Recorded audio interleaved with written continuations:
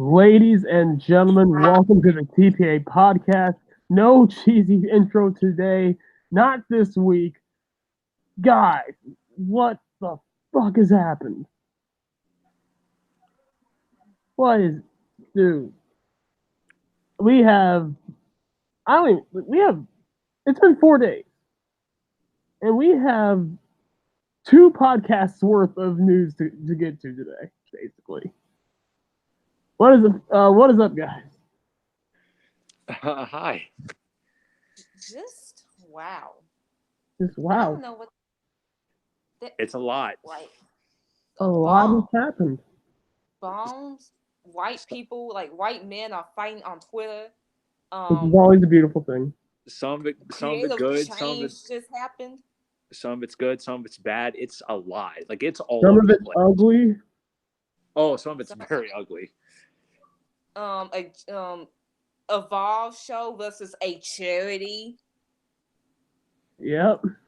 Seth So, Rollins and Will and Ospreay just duking it out. The WWE versus AEW / New Japan feud is getting insanely hot. Kenny Omega tweeting and deleting because he's a dumbass who should have just sat there and ate his food. But we'll get to all of that this episode. Before we get to that, I have to announce something since I won't be able to do it next week because it will have already happened by then. In 2 days, someone has a birthday. Someone does? Yes. Would you like to take a guess on who, Asia? Our Lord and Savior. Yes.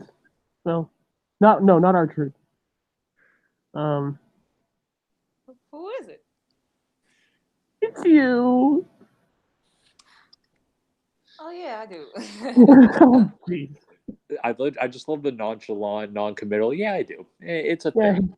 It's fine. Yeah, June 29th is my birthday.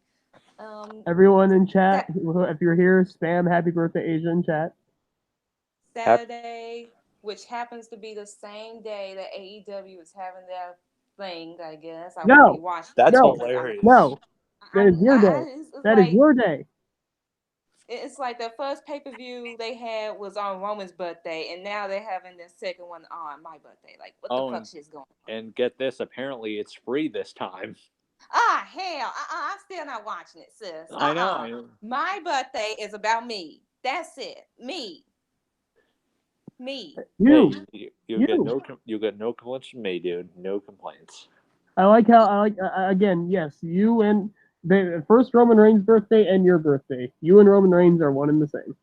I mean, I don't have the look or the charisma or the wrestling ability that Roman Reigns I mean, you has, have the but, you definitely have the charisma. Maybe not the wrestling ability, but the charisma, absolutely. Yeah, I and would probably better mic skills. I don't think so. I mean, he's good, but I mean, he's not you. I mean, hey, I have a lisp. Does it matter though? Yes, Sure. it actually does. Is it Jack Swagger levels of bad? I mean, Dusty had No. Dusty had a lisp. Yeah, Dusty Rhodes had a list. So does Cody. Well, Cody's isn't as bad, but I mean, I mean, Dusty had a Cody's not lisp. bad, but he's not. The Dusty. point is, it's my birthday, guys. So Wish your please happy don't birthday. bring all this bad energy on that day. Just celebrate me. And Yeah, by the yeah, end, no bad I would like energy. to. None of that Can stuff. y'all say like what's y'all best moment of me by the end of this podcast? Yes, I would like to hear your yes. thoughts. Yeah, I would like I mean, I've already got it. Every rant against white people. I mean, for most people, that'd probably be it. I have probably a lot more. I mean, I have one specific one, but I mean, for me, it's your rant against Hogan. But I think my favorite, in hindsight, I think my favorite whole segment of the podcast, it's either like the brothers sibling fight or Brandon or Brandon marking out for our truth. I think it's the our truth one. It has to be. Well, that wasn't even like me marking out for our truth. That was just me just kind of throwing an idea out there that you guys kind of gravitated to. And this is like, and remember, this was before our truth became the greatest thing in the history of life. So in a way, I predicted it, but I didn't. Hey! Well, because remember, after I called that Royal Rumble thing, he ended up not being in it, but he ended up winning the United States title, ended up losing it. Didn't really do much for a little bit.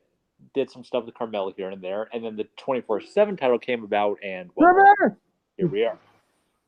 So yes, it's been crazy. But yeah, you basically predicted the future of R-Truth becoming the greatest thing to ever live.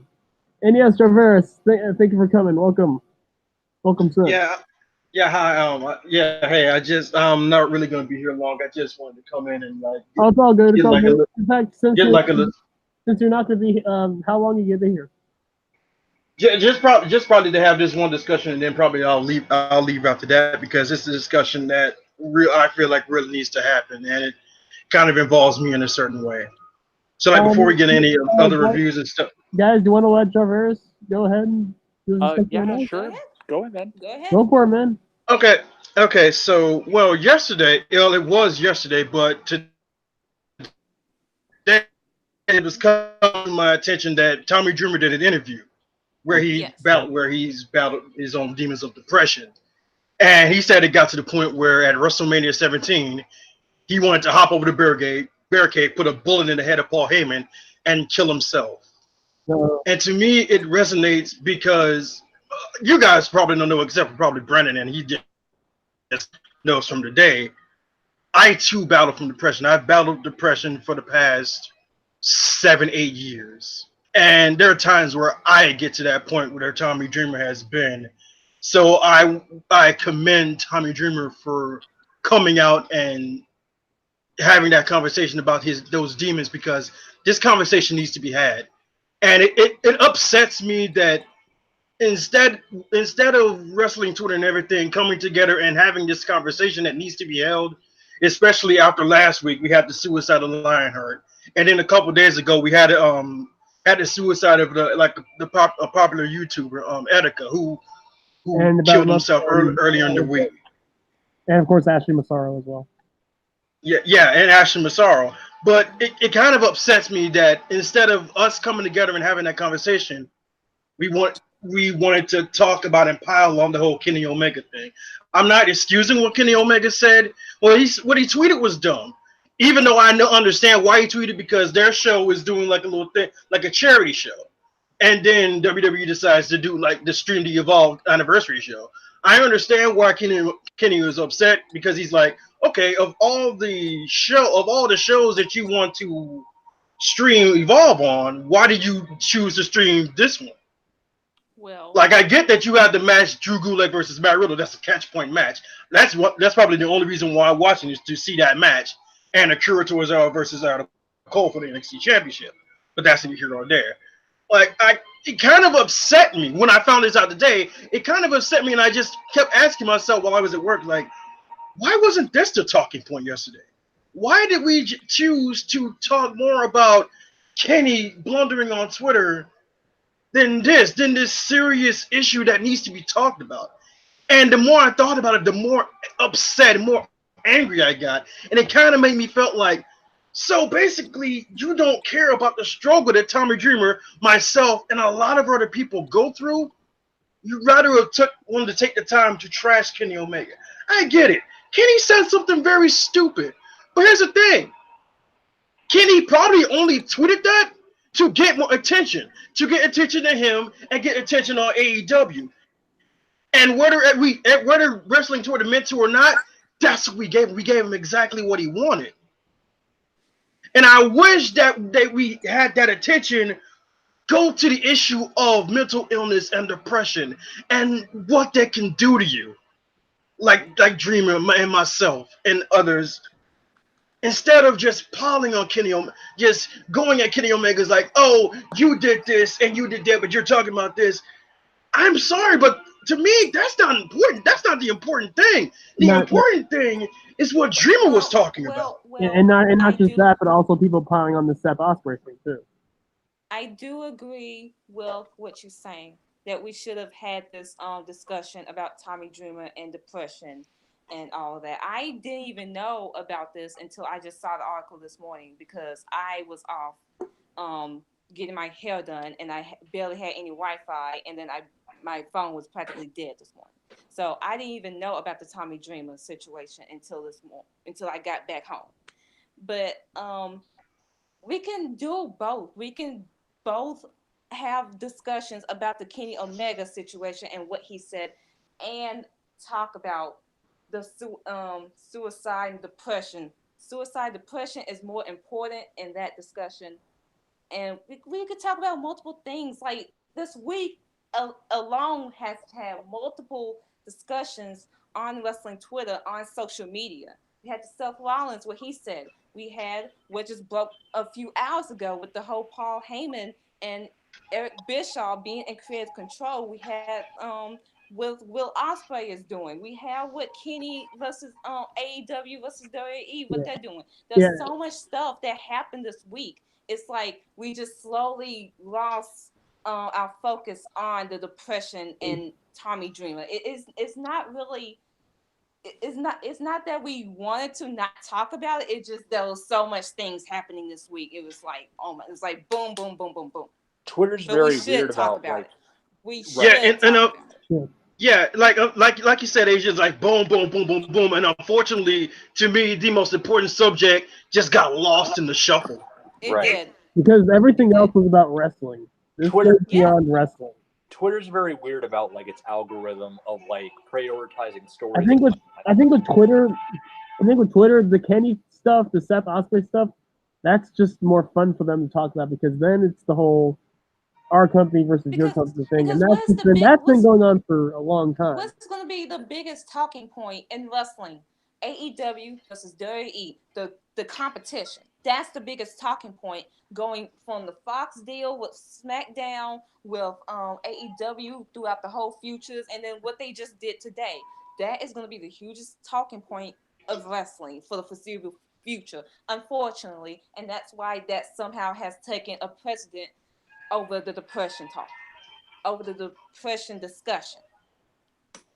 Yeah, we should. And this coming. Hey, Asia, you know this. Like people in the black community, especially young black men in the black community, they're always told to just bottle up your emotions, get over it. Yep. I can barely talk to my own family about this stuff. Because most of the time, I will always be told, "Oh, get over it." Oh, well, I have this going on. I have that going on. They're like, okay, you have this going on, but the thing is, there are times where I think of taking a gun and blowing my head open.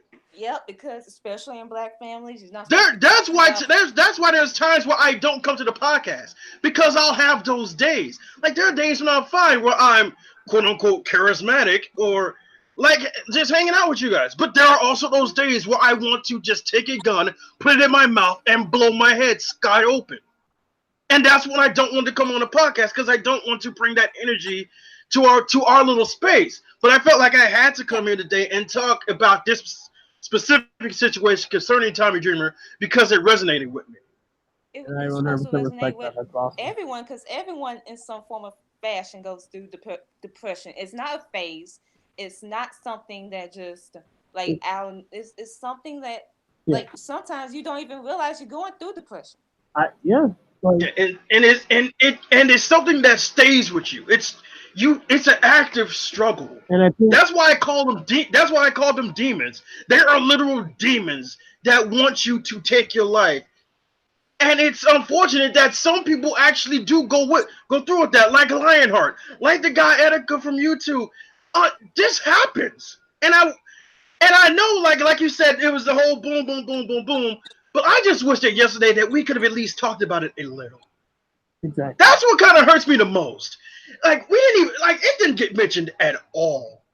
It barely did. I get everything was crazy and all, but I wish it would have got at least mentioned once. Because it also does have to do with wrestling because we also have to look at depression within the wrestling business as well and how that might contribute. Wrestling takes a toll. Wrestling takes a toll on you not just physically but mentally. Wrestling takes a toll on not you just physically but also mentally and emotionally, and that needs to be talked about. Ashley Mazzaro, we had this conversation on her when she passed away. Taking bumps like 24/7, 365. Like, and that's not even talking about what happened when she went on too for the tribute of the troops thing. What happened to where I'm getting sexually assaulted and WWE refusing to file a report about it? Yep. Yep. I think So that's part of another thing that a contributed part to of it. me thinks like some people don't want to talk about it just because like it's an ugly subject to where they don't want to talk. But we have to have this discussion.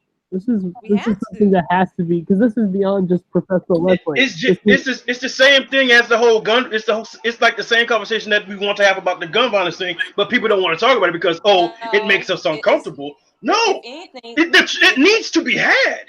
If anything, it's more relating to racism because no one wants again the uncomfortable thing. No one wants to talk about it because that's another uncomfortable. But we have to take our feelings out of it and have this discussion because otherwise more people gonna be suffering from depression and then more people more people unfortunately will be taking their own lives. Even the recent abortion talk, I feel like it should be going on more. I mean, it's going on, but I feel like it should be a bigger thing than it is. Like, especially like what's going on lately. It's one of those things where the people want like their own like bubble of just ignorance and their own bubble of like safety. They want news that'll make them feel better, and that they'll like let them have because like WWE versus AEW news is good for people that are like have one side or the other because then they can brag about, oh, look at my company, they're better than you. Like petty. Exactly, it's just wrestling. That's the thing. Wrestling. That's wrestling. Depression is a bigger discussion. Right. Within the wrestling business as well. And we should have talked about that. And we definitely were going to. We even talked about it a little bit before the podcast too. Mm-hmm. Because I finally just read about it today. And like when I found out about it this morning because before I go to work I check my Twitters and everything. I checked Twitter and everything, and that's when I read the story. And I immediately felt bad for Tommy Dreamer because the guy who reported the story said I put this out yesterday, but because of the whole Kenny thing, nobody really talked about it. It kind of got overshadowed. Was it Sean Ross Sapp by any chance? I can't remember. It might have been. I know Fightful.com did a Fightful. That's they did one okay, too. Yeah, I see it. Depression almost led Tommy Dreamer to commit murder suicide at WrestleMania 7. Okay, yeah, I see the article. Yeah, and as much as we shit on JR was the guy who talked Tommy off that bridge. He talked Tommy out of it. Like crossed the Jim Ross. He might have did it in a kind of iffy way. But he was still able to talk Tommy Dreamer off that ledge. Wait, how did he do it? All I heard was that Jim Ross like helped him. I think he said something to the effect. Like, do you really want to ruin WrestleMania like that? Like, is that what you want your Is that what you want your legacy? I really can't remember. I got it. He said I needed help. That help came from a phone call from Jim Ross. Randomly, I got a phone call from a number I didn't know. I didn't pick up, and I remember having these thoughts, and it was bad. I had a gun. Could you think about the horribleness? And I would have done for my legacy. I would have ruined WrestleMania, which I love WrestleMania for everybody. These thoughts were so crazy in my head. How dare that person? He screwed my family over. I was screwed. I come from a monster mentality. In my head, I was like, I would become infamous. I'm glad I didn't do it. But when the phone call came from Jim Ross, again, just said, leave the message. It said, hey, Tommy, it's Jim Ross. Just want to let you know we are still thinking about you. Okay. We are going to get it done. Just got to hang tight. Thank you. I never revealed that to anybody, not even Jim Ross. Think of how stupid I would have been, how dumb and how messed up my thoughts would have been if they would came to fruition. I'm so happy I didn't do it. I am so happy that I did get that phone call from somebody who was a stranger. I barely knew the guy. There was another day. There has been a lot of other days. Awesome. Yes, I got Jim Ross did call because Jim Ross could have easily have not made that call, and Tommy could have easily went through with those thoughts. Right. And like instead of our our final memories of WrestleMania being the final, like one of the final matches between Austin versus Rock, we would have had that. The whole show would have stopped, like, or I would have had to, like, eventually, like, something would have had to go down. But thankfully, it didn't happen. And Jim like didn't have to do it, but he reached out because it's like, you know, yeah, like whatever motives Jim Ross. I mean, I'm sure it was all good intentions, but I'm sure also he was like, oh, you don't want to like, well, however it happened, whyever it happened, I'm That's just glad it why happened. I'm glad it happened. That's why you gotta check on people. You Yeah, don't know, like always. just check on someone just in case. Just And one conversation, one community, like will save someone. and even if they say they're okay, still check on them because Still. Right. Because If you know trust that me, I know from history- experience because I've done it before. You saying you're okay is a lie. It is a lie. That's You easy just to say it so no one will. You just say it so they leave you alone. That's exactly Yeah, the you reason. no, they're saying it because they don't want they don't want to bother that, like have that person. That too, because again, like Jarvis, I've been through it, and like it's either like they leave you alone and that they don't ask you about it and you don't worry them, so that way you can you don't want to talk about what's going on, so you just like because I'm then fine. in a way it's almost like a fear of like, oh, now they're gonna try to get you help, and it's almost like you don't want help. right. Exactly. I've been there. And It's like you almost feel like you don't deserve it. And if they say they're okay, persist on it just a little bit because you never know. Just Right. always check on those that you love, even if you're going through some personal shit. Just always. Right. So Goes that's a long all I way. can say. It goes a long way, guys. One phone conversation, one text, it can do a lot. Right. So yeah, but thank you, Jarvis, for having this. Because yeah, we were going to talk about this, but I'm glad you came in with like, since you know, with your personal experience and everything, came to talk about this because yeah, the fact that it got lost in like something in comparison is so petty and so just it's just like Very, very petty because up until yesterday, I didn't even know what Kenny tweeted. did it because you deleted it. He just, I mean, yeah, he caused the whole Yeah, fire he did to delete it, but like I didn't even know what he. Like I just came into everybody just trashing him. I just thought like, oh, it's just a regular day. Like people just trash Kenny. I didn't know. It's the Osprey side and the whole Osprey versus thing. That's what I initially thought until I finally saw a picture of what Kenny tweeted that this morning. Right. yeah, it's And just like, even yeah, then, like the way Kenny went about it was wrong and hypocritical, but he's kind of right. he's I know we don't want to right. hear. I know we don't want to talk about that. He is right. He was right. Like that was their intentions was to put that Like he's right. He's right in a way. Like think about it. Like this show right here is a charity event. They're doing it for charity, Okay. but yet WWE decides to come out and is like, oh hey guys, we're gonna stream this Evolve show. Okay, but he has no room to talk when that Roman announcement came on that Friday, right? And we all knew going into that Monday Night Raw, Roman was more likely going to open or he was going to close that show. That whole Raw was going to be dedicated to Roman. So 3 days, and he's had that Twitch stream. Oh, he did that Twitch stream that same time Raw went on the air, and we all knew. And he even said, "Oh, come watch the show. Come watch the Twitch stream." either not knowing or Yeah, I can agree. I can agree with you on that. I can agree with you on that. And he has, and then it's like again, I get it. It's the whole quote unquote charity, but at the same time, dude, y'all wanted competition. So it's all fun and games when y'all taking shots at them, but when they fire back, it's a petty move, but I wouldn't put it past AEW to do something you can say it. Like even I talked with James like just last night. Like, I don't see how a wrestling event is overshadowing a charity, especially if that wrestling event have that date set up in advance. If they had that date set up in advance, I don't see how they're overshadowing The only thing people are saying is charity. that the network wasn't originally going to air it. They were always like up until now, it wasn't going to be streamed on the. They were always going to air it if you have the NXT title defended on the show.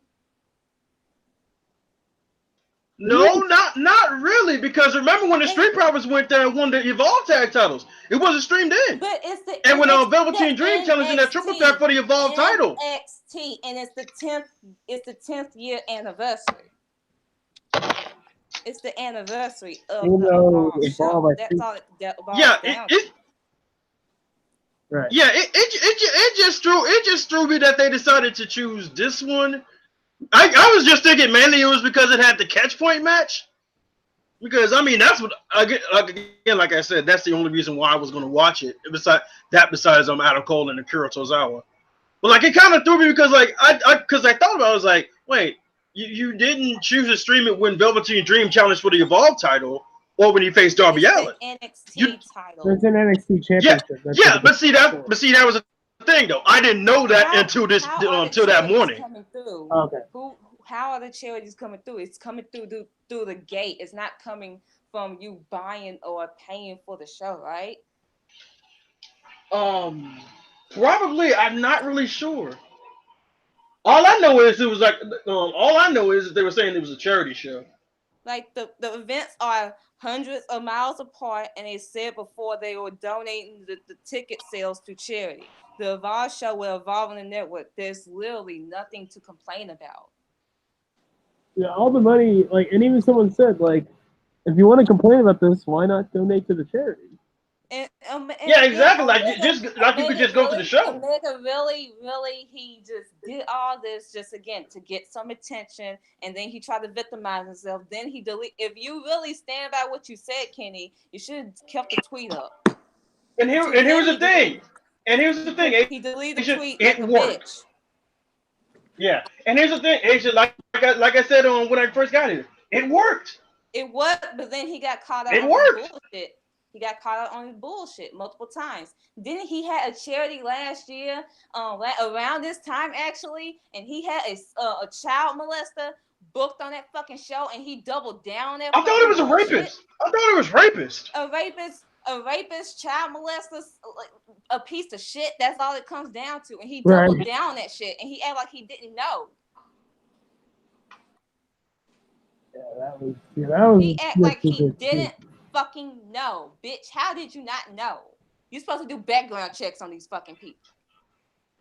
But yeah, he went to go get offended, and then when people called him out, even on the Roman thing, he was like, "It's a time difference, bitch." You know, on fucking social media. Social media is right there telling Roman was the biggest talking point, and you didn't know. Not to mention, you know he watches Raw. You know. He watches Raw. Well, yeah, of course he does. Some of his best friends are on Raw. Gallows and Anderson, they're on Raw. AJ, he's on Raw. Ben's on Raw. Nakamura's on Raw. Sami and KO's on Raw. Yeah. And you know if the contract went through, you know he would have been watching if Ibushi was there. Also, didn't these fuckface bastards had a AEW rally the same day there was a particular SmackDown episode, and then they basically had quote-unquote fans that went to SmackDown wearing AEW shirts, and they claimed that dirty security took their shirts away when all it turns out it was a fucking lie. Yeah, and here's an outlier on that one. That got Jimmy Jacobs fired from WWE. No, I'm not even talking about that one. It you're talking about the other one. Oh, I was thinking you were talking about the first one. There was certain fans that went to SmackDown claiming that dirty security took their AEW shirts away, and then it turns out it was a whole fucking lie because they didn't even have tickets to the fucking SmackDown show. Yeah. The Jimmy Jacobs thing was. My question is, how did they get in?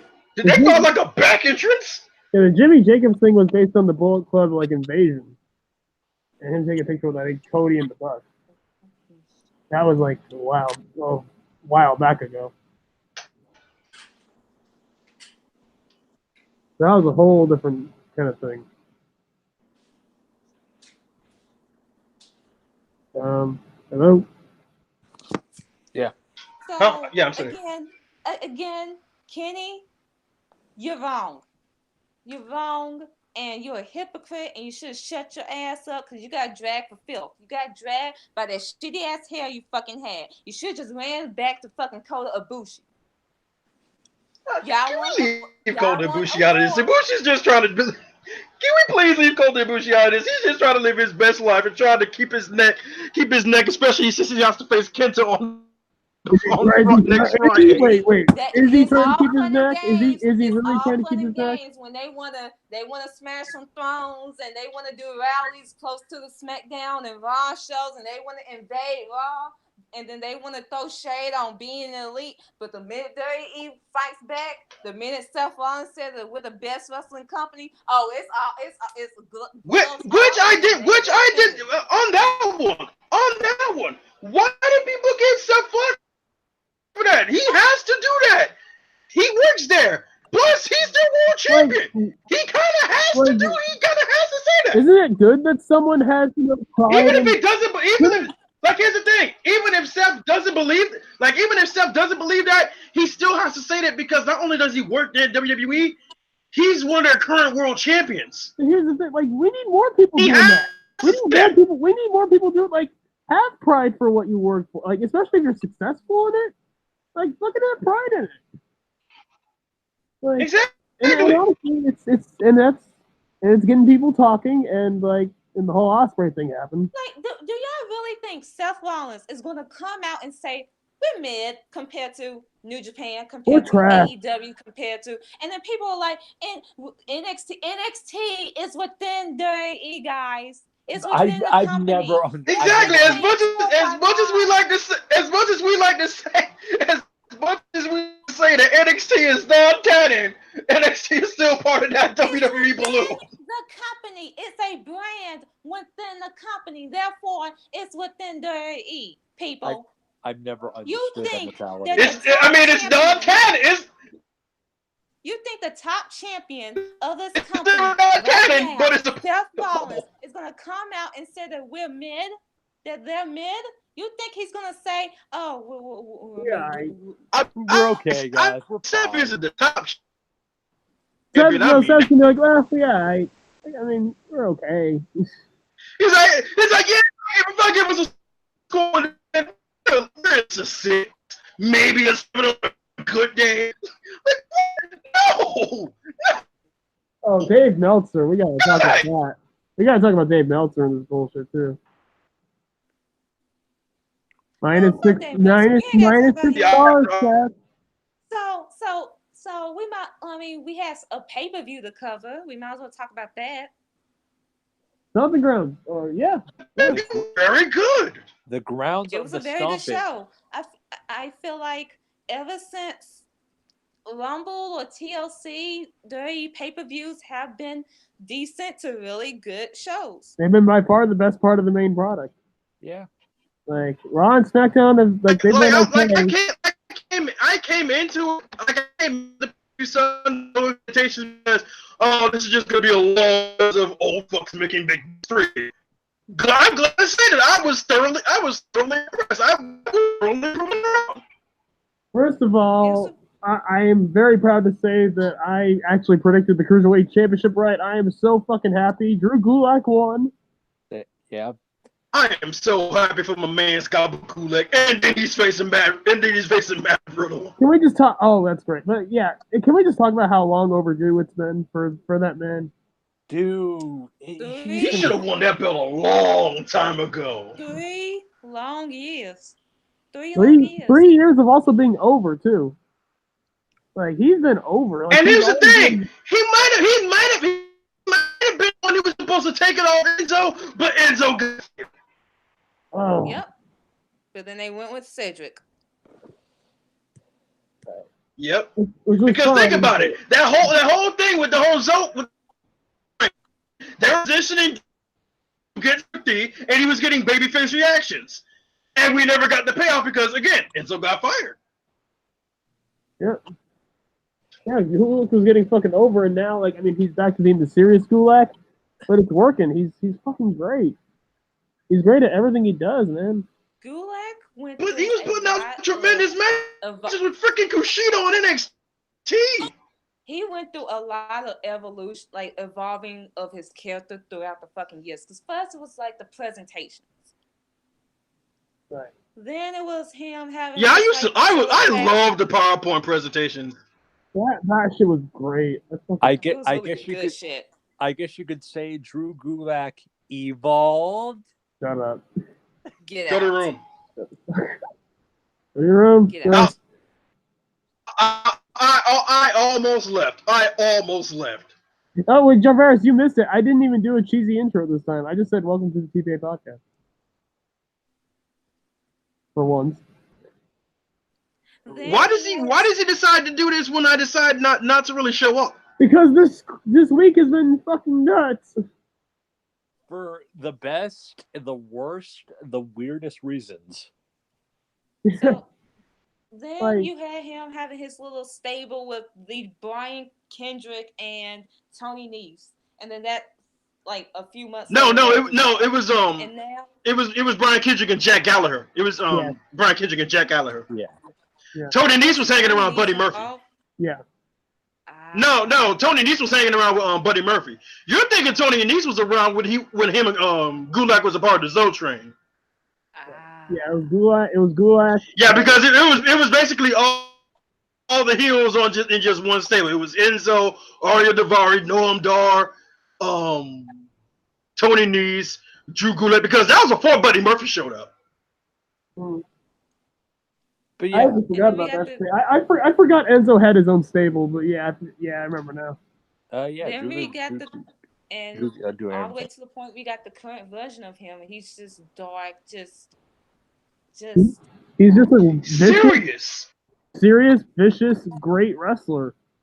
Like, fucking great. Like it's like Gulak just looked himself in the mirror and was like, okay, it's time to stop with the bullshit. I know we can win the Cruiserweight Championship. Let's stop bullshitting and go out here and get this damn championship. And He gets the championship. it worked. Stop with the suits and show I mean, these fuckers. he didn't beat the champion, but he still won the freaking match. A win is a win. I'm sure there will be a rematch between Gulak and Tony Nese, and Gulak's going to beat Tony I'm Nese. fully expecting there to be a rematch at Extreme Rules. I'm fully expecting it. And Yeah, Gulak's going to retain. it's actually confirmed. It's going to be Gulak versus Tony Nese because Tony Nese beat Akira Tozawa on 205 Live, which was a #1 contenders match. It's confirmed for Extreme Rules. There you go. Oh yeah, because they quote unquote got rid of rematch clauses. Right, quote unquote. Well, they got rid of rematch clauses for the champion, not for the challenger. Which to me sounds so dumb. Is it me? Does that sound very dumb? It's really fucking dumb. But it was a really good match. Really, Oh yeah, it was very great. It was good. Very good stuff. Drew Gulak, he's known for putting on quality. Like that's been his MO for the longest time. Yeah, again, see his matches he had with Kushida. And honestly, and I hate to say it, but Tony Nese was not working as champion. Sorry. He was not working as babyface. Yeah, babyface champion. Yeah. I mean, Asia, you've said it best. Like when you talk about basic white vanilla indie guys and characters, like what's Tony Nese's fucking character? I mean, he had the only thing that I have is that he was trained by Shawn The only thing was his abs, but that was when he was a heel.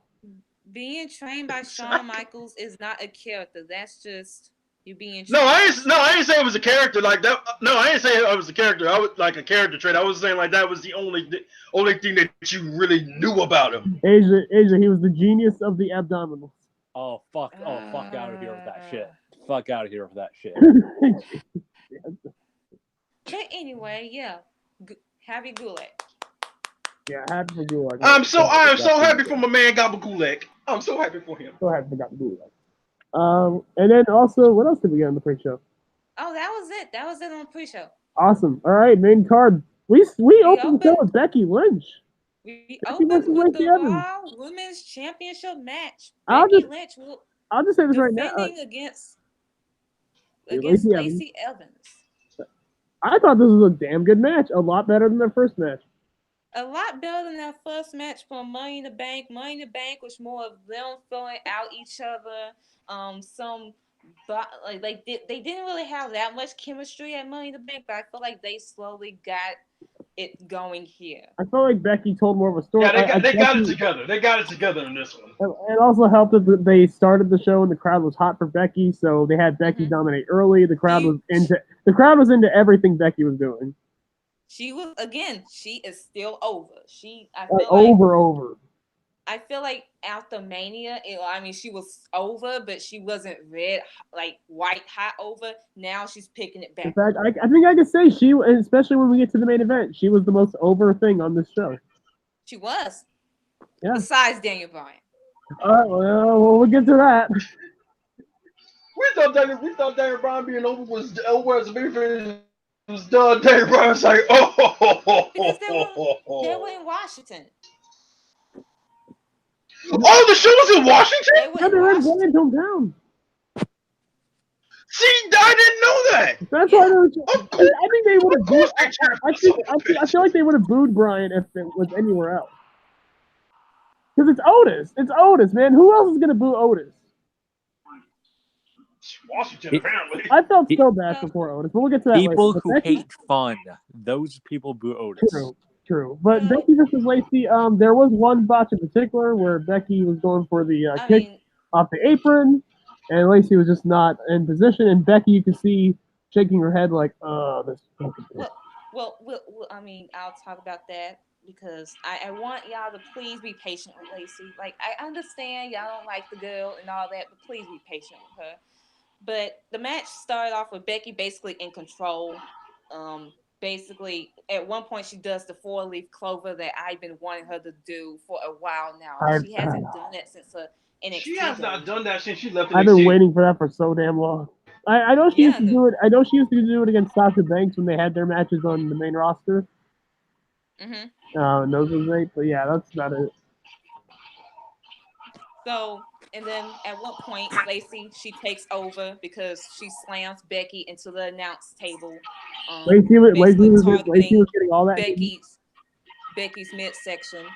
At one point, she does a gator roll, takes Becky to the ring post and just stretches Becky using her ponytail, still targeting her midsection. And then, of course, we get to the botch spot in which Becky, she's doing a back elbow. She goes on the swings Lacey to the turnbuckle spot, tries to kick Lacey. Lacey's out of place, and everyone's basically trashing Lacey.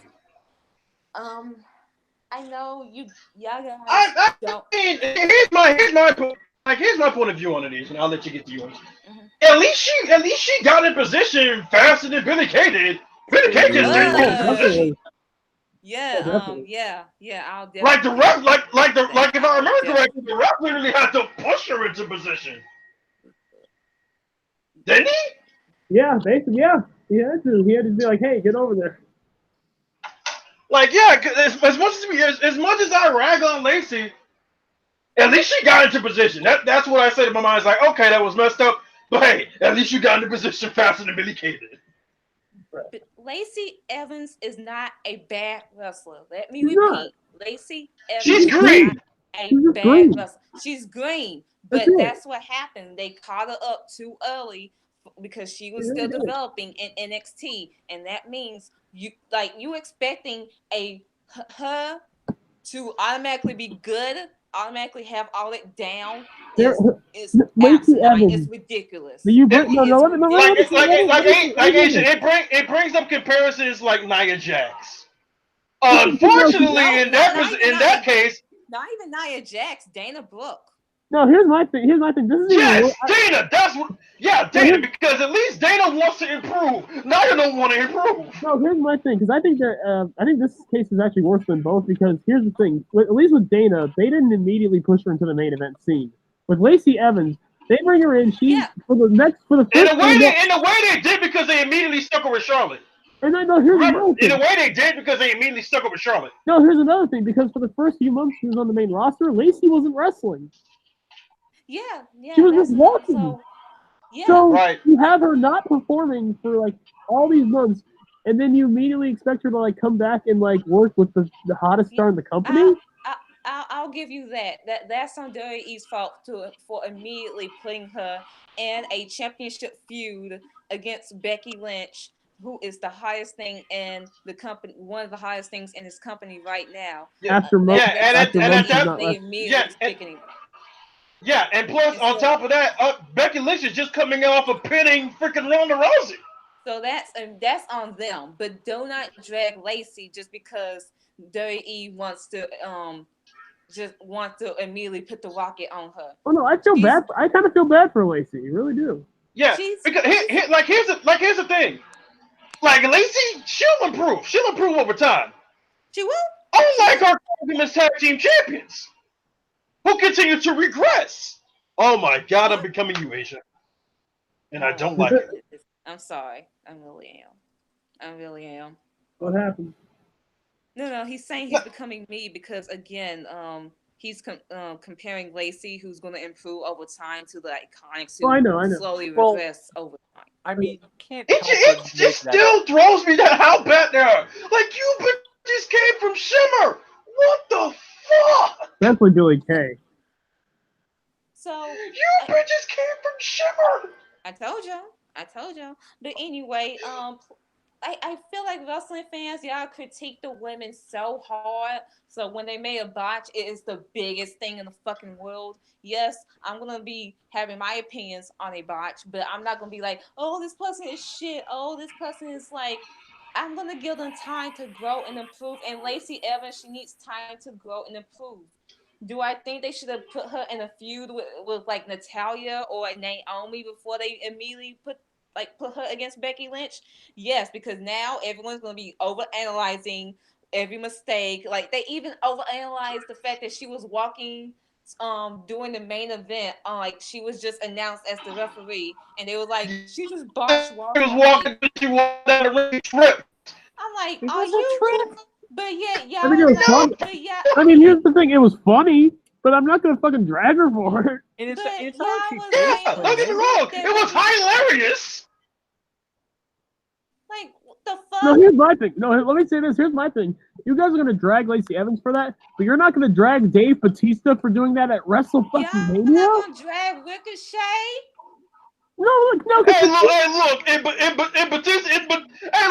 Batista's defense, he ain't been there for 5 years, and that man's been out there doing this thing as Drax. Okay, we will not bring up the Drax. I know, but I'm just saying, like, we're not going to out here. I know, but I'm just saying, you guys are like it's funny when Batista does it, but when Lacey does it, it's like, oh, she sucks.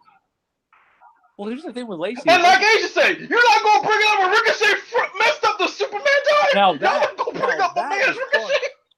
that was funny. That was hilarious. That was hilarious.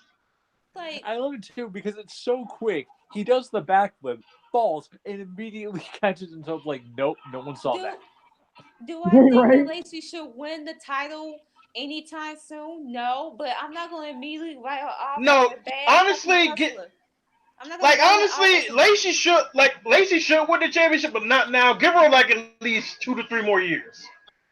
No. I feel like she's gonna win it like at least late next year.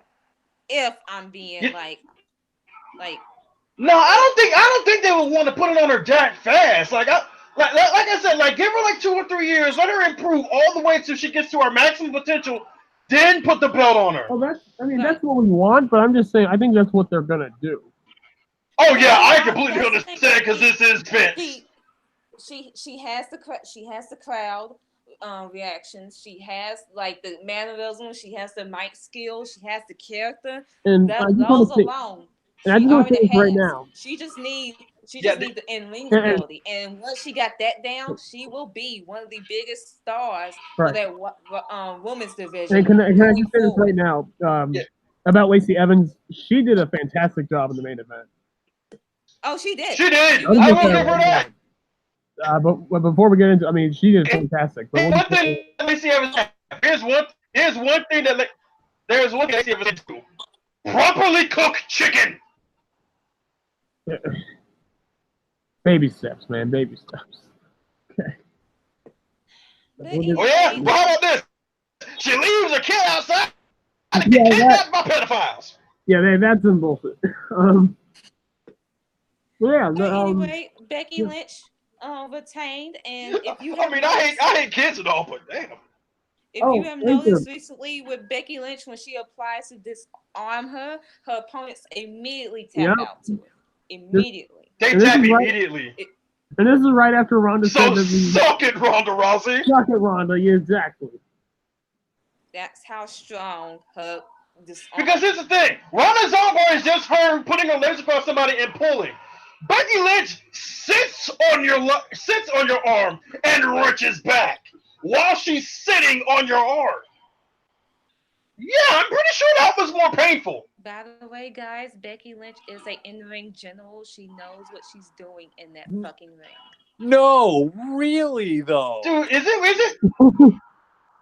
But no, Becky's the bad Is it too wrestler. far to say that she's the female Daniel Bryan when it comes to in-ring ability? Yes. Like in-ring Yeah. technical ability. Yes. Yeah. She is the female Daniel Bryan. And people say she can't have good matches and she's not a good wrestler, but again, I mean, she can have a better match with Lacey Evans than Charlotte can. That's all I'll say. to me, this was Lacey's best match. Even if let's bring it into a male perspective. As much as I love him, she could put on a better match with Lacey Evans than Okada could put on with Jericho. Oh, Fucking true. Oh, I'm just Hey, saying, look, man. that hurt me. That hurt me saying because I love my man's Okada.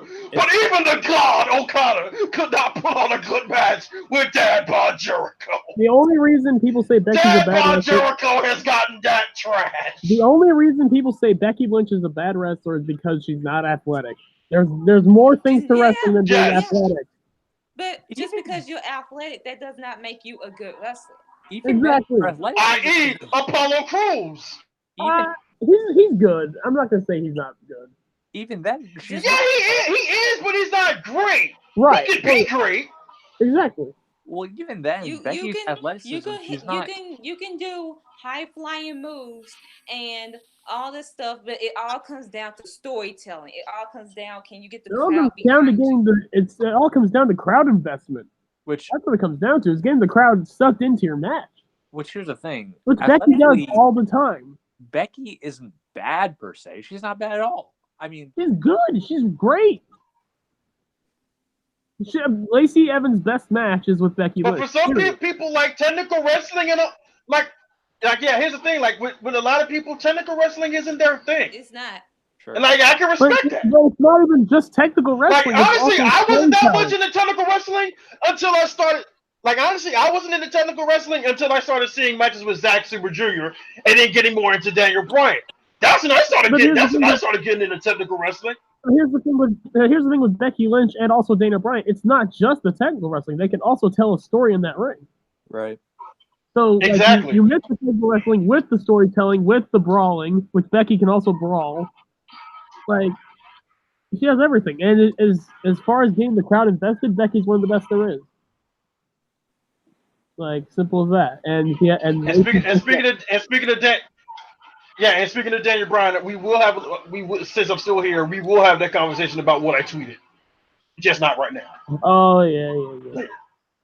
But yeah, so that match was good. Becky Lynch won, made Lacey tap with the disarmer, and all is right with the world. Match after that was what was after that? It might have been Ricochet versus Joe.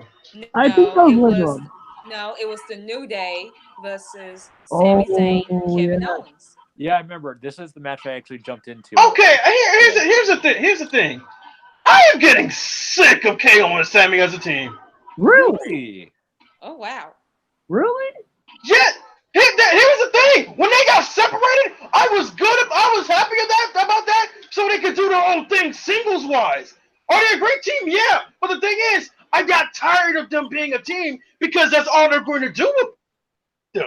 It's just them being a team, them being together. I mean, but when you separated them, they got to do their own thing. I mean, Like, at look one, at KO. He at was one on track point, to being the next big babyface on SmackDown besides Roman. But then the injury scare with Bryan, they had to turn him. I mean, at one point, I was getting tired of them facing off against each other all the goddamn time. It's Yeah, one of that those, too. it's one of those things where WWE unfortunately takes a play out of Ring of Honor's book and doesn't do it as good as Ring of Honor did. I get what you're saying, Jarvis, but I think with the way the SmackDown tag division is going, they need a team right now. Right. And Sami Zayn and Kevin Owens should be one of the teams for SmackDown. I get what you're saying, but I think they need credibility. Like, I understand that completely. I was just saying, like, I'm getting tired of, but I understand why they're still a team. I understand why. Right. I just don't like it. Right, and I can get that. They've been attached to the hip for most of their main roster career since NXT practically. Yeah, especially since NXT, because on KO's first night, Sammy wins the title over KO the powerbomb on the fucking apron. They're meant to do this forever. It's one of those things where, like, they are literally destined to do this forever. It's one of those things where ROH did that too, where it's like they had them team for a little bit, then they broke them up, they feuded, then they got back together for a small bit, then they feuded. WWE unfortunately did the same thing. Here's the thing, in Ring of Honor, they never got back together. They never got back together in Ring of Honor. Right. They just straight up feuded. Then Generico left for a couple months, and then after Steen won the title, then Generico came back, and they had that ladder war. Right. And then that was that whole thing. But yeah, it's a case of WWE took a page out of Ring of Honor's playbook and didn't do it as good as Ring of Honor did. It's like they skimmed it and thought that they had everything down. And Ring of Honor's like, bro, did you at least show your work? When you're doing something not as good as Ring of Honor. Oh. Well, yeah, I know, shocking. Well, to be fair, this was also in like. This was 2010, 2012 Ring of Honor they were still in from. This is they were better. Still good. But it's still not Gabe Sapolsky Ring of Honor. So. No, Gabe was still running Ring of Honor in 2010. Oh, yeah, when did Gabe leave? Gabe left, he might have left in like 2015, I think. 13, maybe? Well, because Steen left in 2014. But yeah, that's neither here nor there. Yeah, we'll get to that. We'll get to that later. Yeah. Good match. Kevin Owens and Sami Zayn immediately spurred off by basically doing their finishers on them, like, right away. I was like, holy shit, what the fuck? See, when they did the finishers on them, I was like, okay, New Day's winning. Lo and behold, I was wrong. I told y'all. Because KO won with the freaking stunner. KO won with the freaking stunner. I told y'all. Sammy and Kevin were winning. I told you. Dude, I just love how even after all these years, the Stone Cold Stunner is still hella protected. Between that and the Eclipse. I mean, unless you're Oscar. Yeah, that too. And the best thing is, Oscar's still the only person to kick out the Eclipse. Yep. Has anyone kicked out of it on the Indies, by the way? Yeah, we're kicked out of it in the Indies. Like a lot of people? I would say it's the Indies, of course. No, it's the Indies. Yeah, what do I expect? So yeah, Sami Zayn, Kevin Owens defeated the New Day, and that was one. Like the New Day were in trouble because Kofi. Come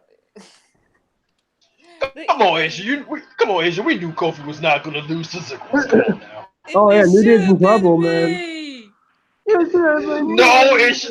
No, dude, I am so. That's another thing I am so tired of when we get to SmackDown. I am so tired of seeing Ziggles coming out and complaining about how his mediocre butt cheeks did not get a championship. Like, dude, just accept the fact that you were mediocre, and the only time you were going to get a run with the world title was ended because Jack Swagger kicked you in the dome. You know what's interesting? I went on the internet and I was kind of curious. I looked up entitled white man. And I went to images and it's a picture of Dolph Ziggler, isn't it? It's amazing. Like the first thing I saw. I am just so done with Ziggles and his complaining. It's white entitlement, man. It's white entitlement. It's not even entitlement anymore. It's just being a crybaby. You're just crying now, son. You know how white people, they go off and they want to go shoot up schools, and they all for one simple reason, like the girl didn't she rejected me, or I didn't get accepted into Ivy League school. That's basically Dolph Ziggler.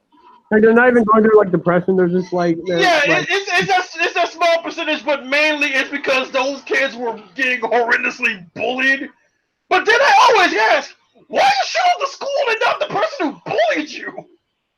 Just come to school, shoot the guy who. Oh, why you gotta shoot everybody else in the vicinity? Dolph, What? No. No witnesses? no, you know what it is? It's the white guy who doesn't get the job, and then the black guy gets it over him, and he's like, but me Well, though. Entitlement. White Dolph- entitlement. Dolph Ziggler White with his entitlement. Dolph Ziggler with his white mediocre ramen head looking noodle ass.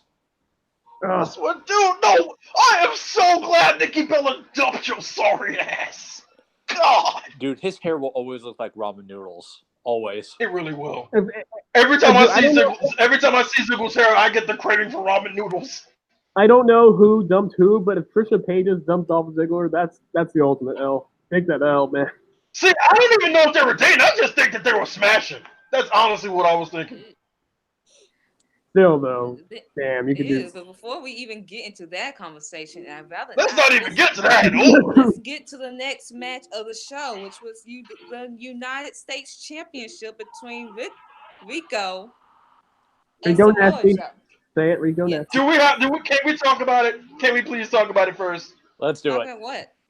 This man fell in and bust his face doing the Superman pose. Dude, like And he fell, but like was hilarious. instinctually he went like right back to the pose though, like instinctually. Exactly, like he went back into the pose. Like, all right. He's like, all right. Y'all did not see Like, that. you didn't see that. Yeah, I didn't see that. And then afterwards, he proceeds to go on the top rope and do a flip, then do some kind of flip to kind of make up for it. I was like, nah, man, I see what you're trying to do. I see what you're trying to do. You ain't slick. Like, You ain't slick, Buster. This was also a good match, and I kind of have only like one takeaway. I love this match. Bro, Joe looks gassed. Is it me or did Joe look hella gassed in this match? He was gassed. I mean, to be Oh, fair, No. in fairness to him, you're going against a guy that wrestles 1,000 miles a minute. Yeah, that's another thing in comparison. But first things first, I have to say this right now. Joe, yeah, and honestly, this is the first time they face each other. can I just say what the first problem is and the biggest problem? Joe, get your fucking hair cut, dude. Dude, look, it's getting worse. Bro. It's getting worse. Bad. It's bad. It's really bad, man. I don't like. How do I even describe his hair? Curly, right? Like he kind of has a flat top, but it's not flat. It's got curly and shit. Flat top. That's not. Yeah, and when it starts to sweat, it gets so much worse. Oh, it's worse than Punk when he used to sweat. Ew. Oh Lord! Remember when he had the slick back hair and then like it would get unslicked. Yeah. Look, Yeah, that was the thing. don't that make me happened for a throw bit. up. I just had a potato, okay? A potato. Yeah. Like, but, A potato. Yes, I had a potato. You should just eat it raw. Yeah, but Joe, my guy, just go back to the mohawk like you did when you was in TNA. It'll be much better. I'd rather you be Nation of Violence Joe than this. This the looks mohawk. not it. Minus the face tattoo. Minus the stupid face tattoo. Minus the face tattoo and your non-existing diet. Just either that or shave your This head was bald like you had it for a bit. Yeah. Yeah. This was a really good match, and Ricochet Really won his first title on the main roster as the new United States champion. And he didn't break Joe's legs with the 630. Did you No, he guys did want not. see? Did you guys see Casey Catanzaro's? Yeah, and he's still keeping the 630. Did you And guys yes, see I Casey, saw Casey Catanzaro. I'm her tired of reaction them. to it? I'm Dude, she tired cried. of. I'm She tired of them fucking cried. I'm tired of them doing that shit with Casey. Like every fucking thing Ricochet does, they have to post a video of her reacting to it. I'm like, she's becoming the new Candace Like in now. a way, I understand why she's doing the reactions because hey, my boyfriend's on the main roster and I get to see him do all this stuff. I But get there's a that, limit, man. But why is it her Like, of all people? There are many people on the main roster and in the NXT that have relationships, and you only see her the one doing it. Like, I don't want her to be known as just Ricochet's like girlfriend. I like push her. Use Right. her on NXT instead of just having her react to what her boyfriend's doing. Or else you'll have another Candice LeRae situation, exactly. like you said. Like if you're going to have her do it, only have her do it for like the big 4 pay-per-views. Only have her do it for like Money in the Bank, SummerSlam, Survivor Series, Rumble, and Mania. Like only have her do it for those type matches. Have her do Like, it maybe but, like I'll once. uh-huh.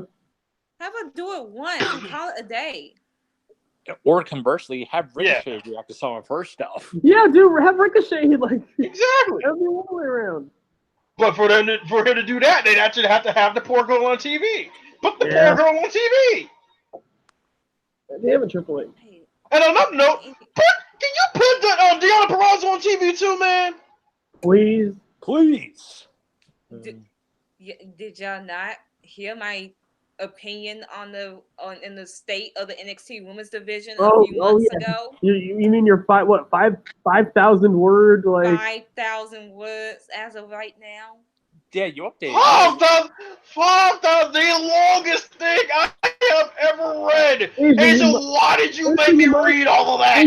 Asia, you might as well publish it into a goddamn book. Look, you every updated time it, Triple H keeps fucking over this NXT Women's Division, I would keep updating it until he gets it right. Dude, you can basically take Brian Alvarez's job because you know how he did the rise and fall of WCW. Do the rise and fall of the NXT Women's Division. The problem is, hopefully it gets rectified and take over Toronto. Hopefully we get Io versus Candice and we get 2 takeover matches. The one problem is Asia taking over Brian Alvarez's job is she probably would have to work with Dave Meltzer a little bit, and she doesn't want that. Oh no, I would not want that for Asia because Asia would immediately murder that man. Actually, no. And I don't want Asia to go to jail. I do want it. Please murder Meltzer. Oh no, I would not go to jail. No, I don't want Asia going to jail. Oh I yeah. do not want to go to jail for murdering a white man. That is not no ma'am. True. No ma'am. I always promise myself that the one thing. And besides, on police these days, poor Asia would get shot. The one thing y'all right. white people will not catch me doing is murdering y'all, because y'all ain't worth it. Especially with these Meltzer fans, they'd probably they'd really lose their mind. No. But So, anyway, they made a big deal out of Ricochet winning to the point in which he came backstage. You saw Charlotte, Carmella, Otis, and Tucker Knight. Charlotte was on the show. Charlotte and that was her only thing she did. She was not on the pay-per-view, but she was backstage reacting to Ricochet winning, and they all congratulated I personally found it funny because they're gonna be advertised Charlotte to be on the show. Well, we got her on the show. Yeah. We just didn't get her in a match. He's like, hey, we advertised her for the show. You didn't tell y'all we was gonna have her on the show. She was the only heel in that. She was the only heel in that group too. I think it was more of she was taking a break because the whole Almond situation. Yeah. So definitely. Especially since he lost his moms and then he lost his aunt. I'm definitely thinking Charlotte's taking time off to be with him. So bad for him. Like his mom and his aunt. Like, good lord. I guess. Dude, his mom died after his match with Finn. Oh, yeah. On a more positive note to that whole thing, you love to see a supportive girlfriend. Yes. Yeah, that's great. Yeah. Yes. And Charlotte's gonna come back and I kind of sort of miss it. A little bit. Not really. It's gonna come back after Extreme Rules itself, the match with Bayley. Oh, at some point. Of course. We all know that SummerSlam match is about to be Charlotte versus Bayley. That's the money match. That's the money match going for that SmackDown Women's Division. God, I hope Bayley wins. I want Bayley to win. I mean, we'll cross that bridge. Because for some reason I feel like we'll get to that when we talk about SmackDown because I got a little bit to say about that, but let's keep going. Yeah. So then we had the SmackDown Tag Team Title match with the Oh, hometown hero Daniel Bryan and Eric Rowan facing Otis and Tucker Knight of Heavy Machinery. I fucking love this match. This was really, really good. This match was honestly my favorite match of the night, personally. I don't think it was the best match of the night, but I think it might have been my favorite. Because it wasn't the best. It was one of my favorites. Because it made me remember why I was such a fan of babyface Daniel Bryan. I was like, oh yeah, that's it didn't. why I love. That's why I liked you as a I mean, it didn't make me babyface. remember because I've always said Dana Bryan is the best wrestler of this generation, but it definitely just solidified it more. It's just watching Dana Bryan is just a treat to watch. Speaking of He's Daniel like- Bryan, do y'all want to know what I'm watching currently on the network? What are you watching? I'm watching. It's a Daniel Bryan match, isn't it? It's a Daniel Bryan Greatest Moments collection, and right now I'm watching him versus CM Punk. Yeah, dude, Dana Bryan. Oh, that was actually a real good match too. And the crazy Because I thing think it was one of their first times in the ring against each other ever since that match they had at Ring of Honor. Yep, That was that's the match. Was that over the limit? Because that match was super underrated. Yes, it was it's such a actually. good match. But here's the crazy thing about Dana Bryan. Dude, Dana Bryan, that over the limit match is criminally underrated. but Dana Bryan has been one of the best, if not the best wrestler in the world for since 2005? At least. Yeah. Then. But the crazy thing is, I think Dana Bryan is he's the best he's ever been right now. It's one of those things. Yeah. As the beard got longer, so did he. I don't think it's the beard. It's just. No, it's the beard. He's a fine wine. He ages over time. He gets better over time. Well, I was gonna. Okay, in my head canon, it's the beard. The beard makes him better. Shut up. Oh, it does. It does. But I mean. And speaking of that, that is why I said that tweet the other day. When you're really the best in the world, you don't necessarily need to say it. But Other people will say it for you based on your work, based on what you do. But And that epitomizes Daniel Bryan. I'm actually gonna take Asia's stance on here because I actually thought about this. Wasn't Bryan Danielson's nickname for the longest time the best in the world? No, that was CM Punk. Bryan Danielson's name was the American Dragon. In Ring of Honor. American Dragon. They never. No, it was American Dragon. I mean, it was American Dragon, but I could have sworn his big thing was that he was the best in the world. That was fans never. They literally named a pay. Let me go That's why they named the pay-per-view after it. No, I don't think. But here's the thing. I don't think, from my knowledge, Bryan ever said it. It was always the announcers that said it. It could be. It was always the announcers and commentary that said it. Okay, yeah, that could be a thing. And my whole thing about the whole saying it, you can say it, but my thing is, it got to where, if you have to say it to the point where Jericho and CM Punk would always say it over and over and over. To me, you're no longer trying to convince us. You're trying to convince that to yourself. Right. You're trying to convince yourself that you're the best in the world. And I get that, but if you are having consistent performances every fucking night consistently, then you should be able to say you're the best in the world. Which, thinking about and that's what I think you got misconstrued what I said, because I didn't say you don't have to say it. You can say it, but when it gets to the point of Jericho Punk levels, I really won't believe you. There's times where you can say it, but then there are times where you don't have to say it. You can be so good where it's not needed for you to say it. You just automatically think, oh, you are the best in the world. Reminds me when Shaq. And to me, that epitomizes Daniel Bryan, Okada, and in a way Tanahashi. I feel like every wrestler in their career is going to eventually say they are the best. Even if it's a war, yeah. Oh yes, and you should. You should. No, you should. I feel like every wrestler out there in some variation is going to say they are the best in some form. Yeah, totally. Yeah. I'll take it from Sasha. Sasha doesn't call herself the best in the world. She calls herself the boss.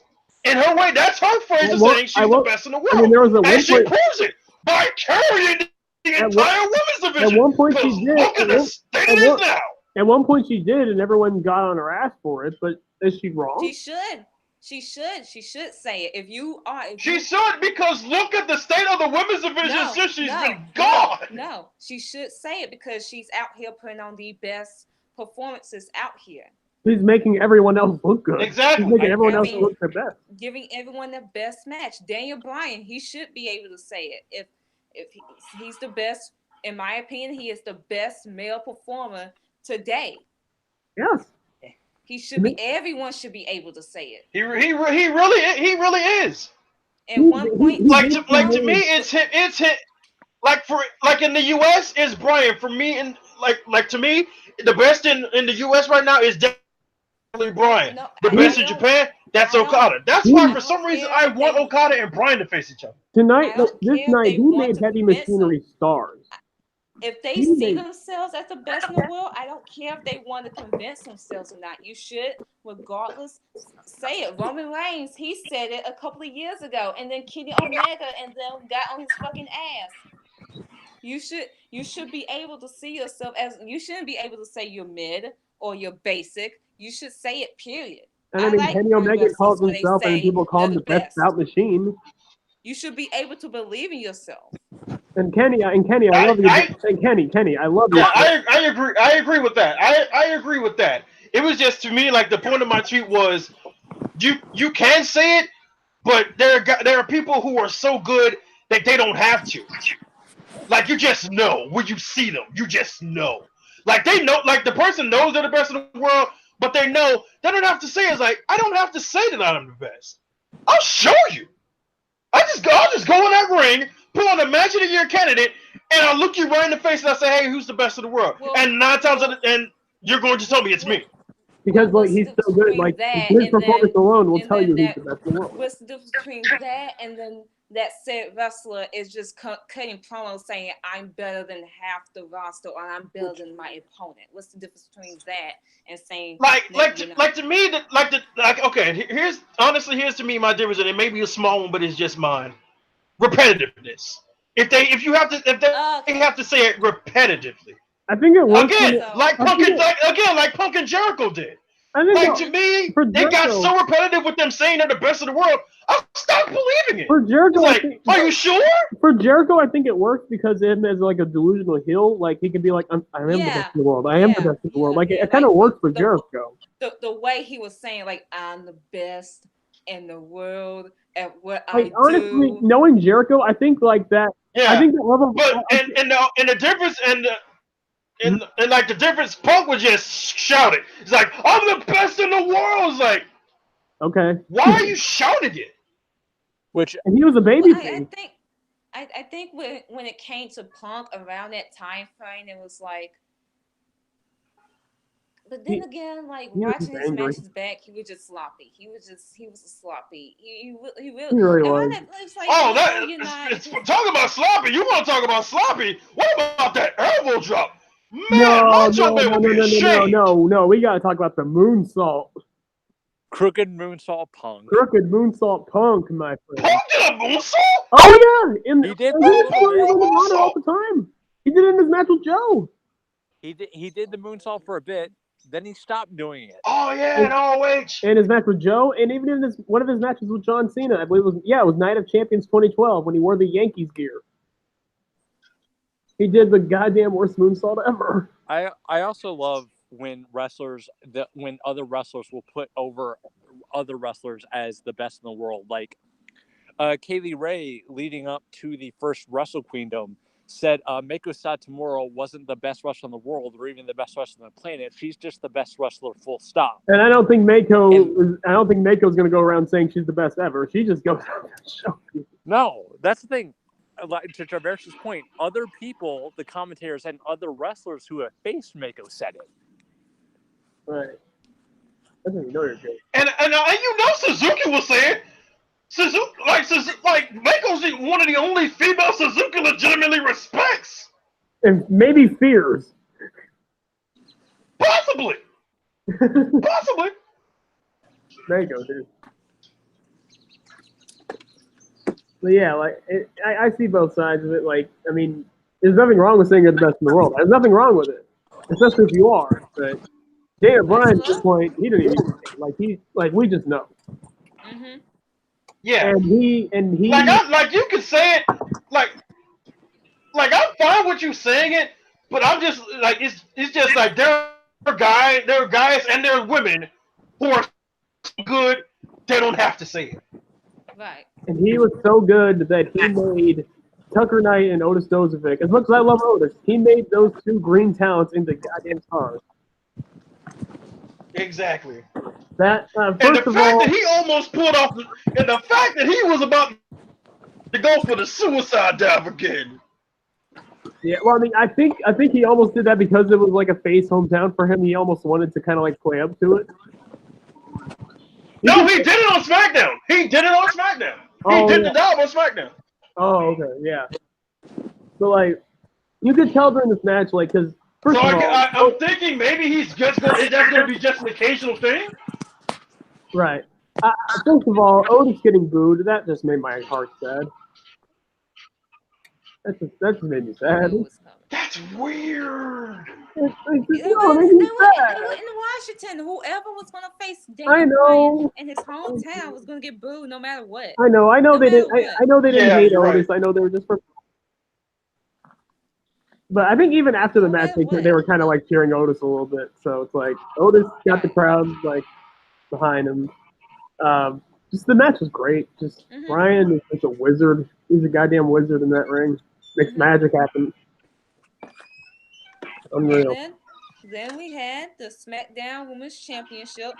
Bailey defending the SmackDown Women's title against Alexa Bliss with Nikki Cross in her corner. Who This else was scared match, shitless? I wasn't scared at all, but I would say Becky Lacey was the better match out the women Oh, on definitely. this show. Alexa Yeah. dominating is not a match I like seeing. I will say I don't like it. Every It time she it dominates, makes the match boring. But it yeah, just you saying that the Becky Lacey match is better? That's nothing. Has nothing to do with whether Becky or Bailey's better. That just means Alexa Bliss is worse. I feel Alexa like Bliss is worse.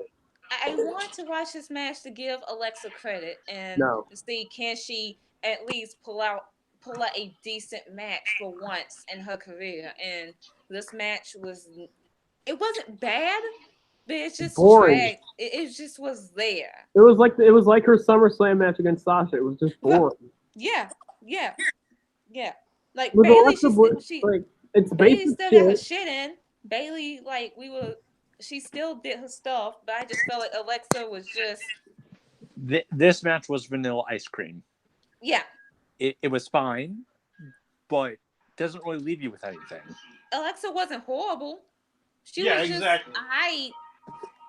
Well, here's the thing. There's one thing to be a bad wrestler technically, but still like get the crowd invested.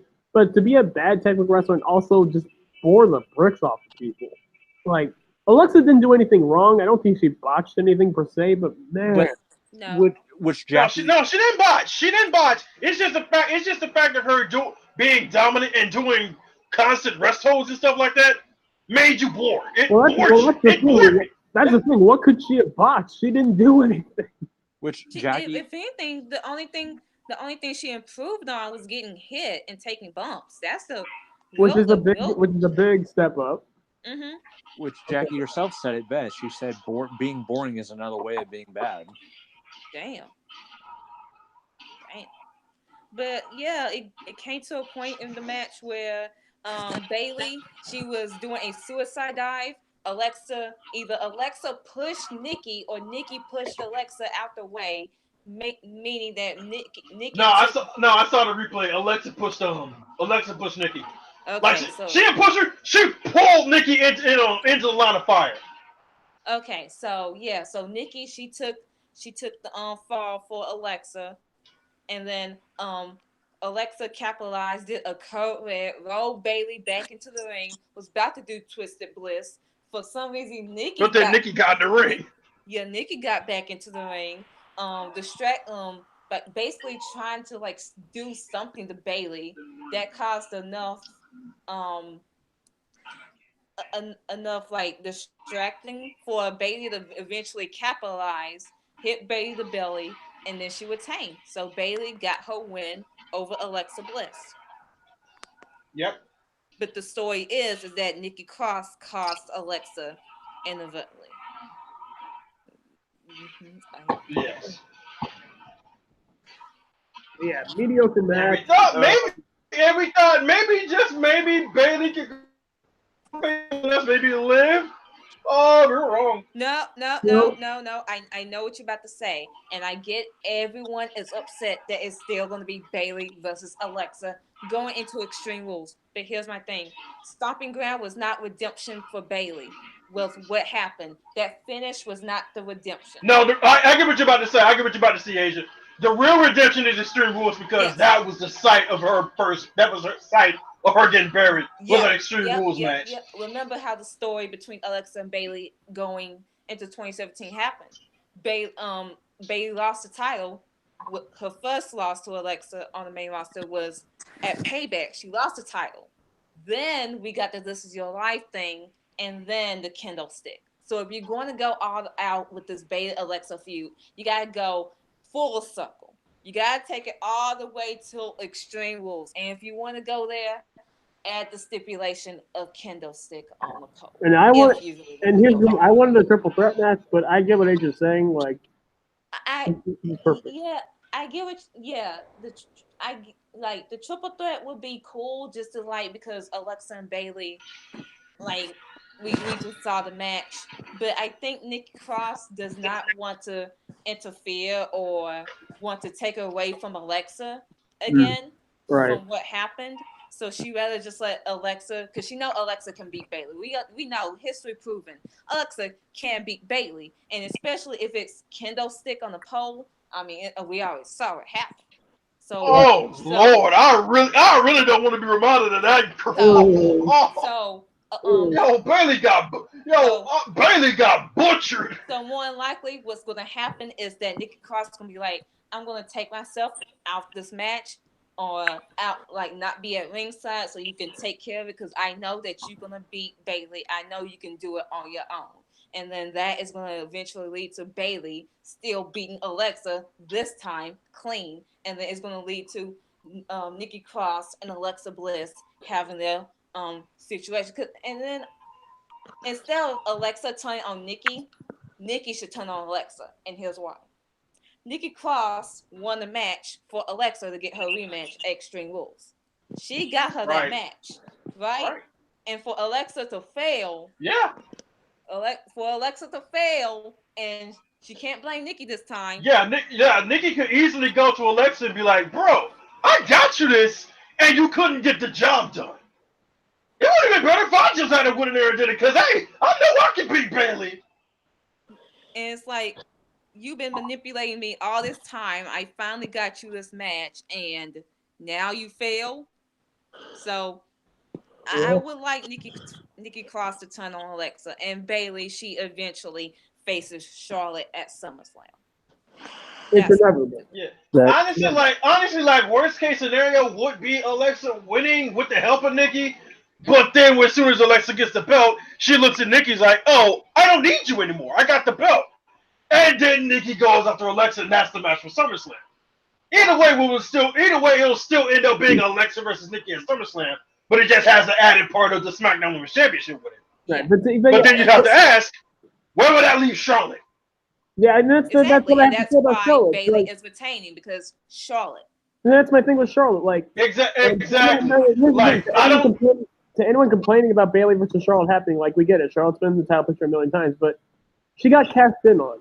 You know there's unfinished business there. Yeah, you know she has she's getting a rematch. She has to. And most likely she would have got it at Stomping Ground, but the triple threat happened. She decided to have a triple threat instead of a one-on-one match. So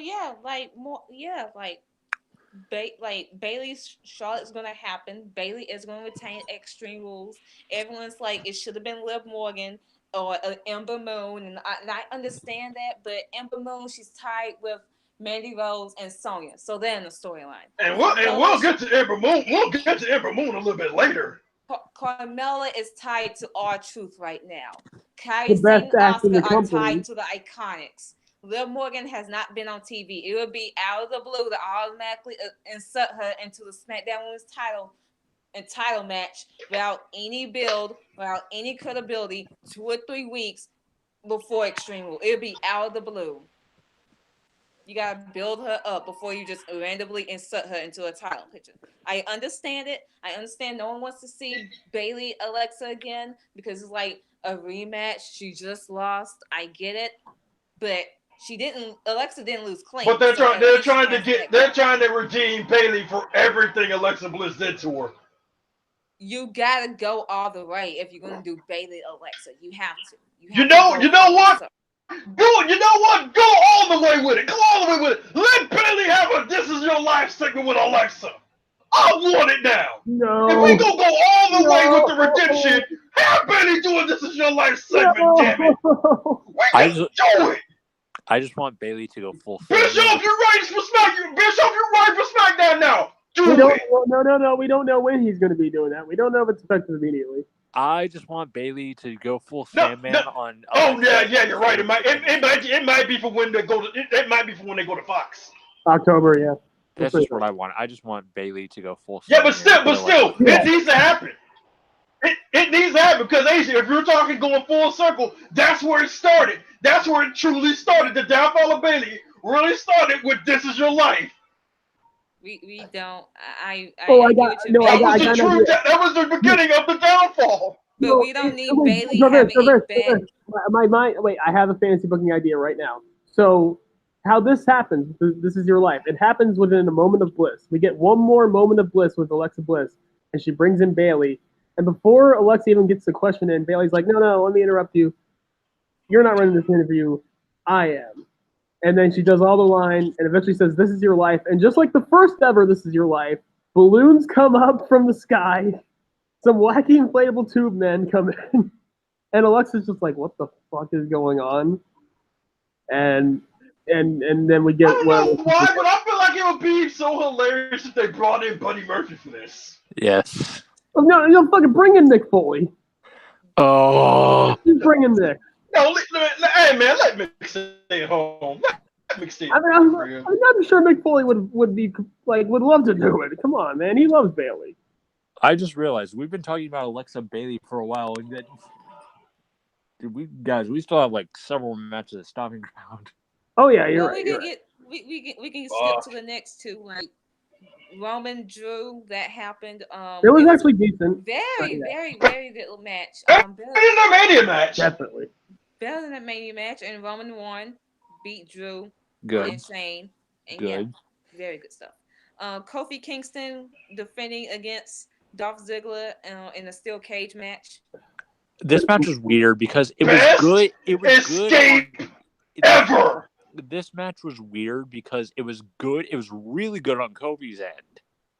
Dolph If you wanted to see a cage match, but it was Ziggles. If you guys wanted to see a cage match instead of seeing this match, you should go to NXT right now and go watch Shayna Baszler defend the NXT Women's title against Io Shirai. Now that was a cage match. Oh, so you actually really like that match? I haven't seen it yet. That match was really good. It was actually really good. I will say this: that match was the best NXT Women's match on NXT TV. Damn. Top 3. Bro, and the way Shayna won. The way Shayna won gave me so much vibes of Jericho versus Fuck when they had their cage match. We'll get to that, but I will say that match is top 3 women's matches in WWE. Wow. Because that match was basically a UFC fight for a good chunk of it. Yeah. Was it better than Becky? Basically. So was it better than Becky Asuka at the Rumble? No. Well, Ronda versus Sasha. No. No. Oh God. No. Okay. Hell. I'm just trying to. Honestly, here's how I would rank the 3. Ronda, Sasha, Becky, Asuka, then Shayna Io in the cage. Yeah, because not the WrestleMania main event. It was good, but it wasn't like great. And then I'll say the not the Fatal 4, the women's Money in the Bank ladder match. And Mia versus Bianca at the Takeover pre-show. Mm-hmm. Yes. But yeah, wow. But yeah, So then we Kofi have versus the main Ziggler. event. Oh yeah, I was Um, just gonna say about Kofi versus Ziggler The- again. Best Escape. best exit ever. That was amazing. Okay, Kofi's who did that exit better? Ziggler's like, I'm finally gonna win. Hey, Asia, Ziggler's like, I'm finally gonna win. It's finally gonna be me. And he just looks up and Kofi's just like, see ya. And then Dolph just looks in and is like, Like Kofi just dives over Ziggler, like he just looks at Ziggler like, you thought? Okay, Kofi. Well, okay, I'm gonna say Kofi did it better just because he actually leaped out of the front door. Shayna fell through it. Yeah. I was about to compare like who was like which one was a better like oh my god moment like Kofi or Shayna's. Kofi. Okay. Kofi. Okay. Kofi won it. Kofi because Shayna's was just dumb luck. Kofi- Shayna's was legit dumb luck. Shayna fell out. Kofi dove out. Exactly. Kofi did a suicide dive out. Because Kofi won it on purpose. Exactly. Shayna won on dumb luck. But yeah. Hey. Oh, it one ain't more cheating. one more And thing if I have you to say about the cage match. You're that good. Hey, Good as a wrestler. I can't Hey, I'll admit a winner. Hey, I'll admit a winner's a win. But I'm still, it was lucky as shit. I'm sure the Io Shayna cage match was great, but one more thing I have to say. I know the moonsault was great, but Io, you could have just dropped it. We'll get to that because we will get to that. We're gonna get to that, fam. We're gonna get to this. So then we get to the main. We get to the main event. Seth Rollins defending his Universal Championship against Baron Corbin with a special guest referee. Everyone was speculating all Can week. I just say this before we? Can I just say this, Asia? Can I just say this before we get to the match? So I heard that apparently Baron Corbin is being pushed because he's quote unquote attractive. That is that rumor. I'll shut down that rumor right now. Is a lie. If you actually believe that, you need to just go and just He looks like every bartender ever. I'm just gonna say this. I knew it was more likely false. So I'm just gonna say this. If it were true, I was just gonna say I'm no catch, but I know I look better than Baron Corbin. On no worst day, I look better than Baron Corbin. Me with eczema all over my body looks better than Baron Corbin. He's pushed. He's not pushed because of his looks. He's pushed. I mean, Vince likes him. Vince like they talk. They have a connection. He's tall. He has probably a really he must be a really good business kind of like I can see him being in that company for a long time. He seems like a company guy. Yeah. So everyone all week was speculating who the special guest referee was. Was it going to be Brock? Was it going to be Paul? Was it going to be Shane McMahon? Was it going to be who was it going to be? Someone said Becky, but they were close. Yeah, someone said it was actually going to be Becky Lynch, and I was like, oh God, I hope not. And then eventually, it turned out it was actually Becky's opponent earlier in the night, Lacey Evans. And boy, when everyone saw that, everyone went into a frenzy. The crowd chant CM Punk. They chant "This is stupid." They chanted a lot of shit. AEW. And this was basically designed into a way to get Becky, not only get Becky like everyone hated it at first, but I liked it. I really like this. I mean, I get it. No one wants to exploit the relationship between Becky Lynch and Seth Rollins on fucking TV. But even the few weeks before leading up to Stomping Ground, the way they've been doing it, it has been subtle. It hasn't been like all up in your face with it. It's been like they just talking in a backstage segment. And then like after the show, when Seth main events the show, when the show closes and Seth walks up the ramp, Becky will come out, like they'll look at each other and they'll just raise their belts up in the air, and Becky just goes on to have her dark match. It's been subtle. Which Lacey being the ref actually negates brings the story full circle, because Seth, leading up to that match, was attacking every single referee And the key factor was every referee that was being brought was male. So Yeah. So Baron Corbin decided, hey, I'll Exactly. get a person that you can't hit.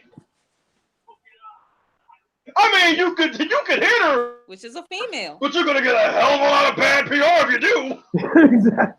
Exactly. So She's a it female. worked. So But Yeah. did Corbin not like realize? Oh yeah, Seth Rollins has a girlfriend that could probably just run it. Well, no, she probably thought, oh yeah, I'll be a DQ. But then Well, again, he it's also DQ. thought Yeah, that Rollins doesn't- until Lacey decided to make it no DQ. but yeah, because well, also even if he is a DQ, Rollins still keeps the title. which props to Lacey for doing all the the heel special guest referee shit you expect. Lacey Evans did fantastic as the heel referee. She really She did. did all of the fucking things. She did the cramped up arm. She did the slow count. She was checking her gear. It was so Dude, I'm good. telling you, when she said it was no DQ, that's when I knew Becky was coming out. I knew Becky was coming out. Then I was like, okay, yeah, Becky's coming out. She's coming There's out. like I just don't know when. my favorite parts were there were multiple times when Lacey was just like, "Get up, like get up." Just multiple times. It was amazing. The match itself was decent. Corbin was Corbin. Seth was Seth. And, Seth tried. Seth tried. but here's the thing: the fans were invested. the fans throughout that whole thing, once they settled down, was just chanting for Becky. Once they They knew, wanted Yep, Becky. just wait it. once they figured Becky was probably going to come out, then they were invested. Which shows They you just- that Becky Lynch is still the most overact in the company. So Yep.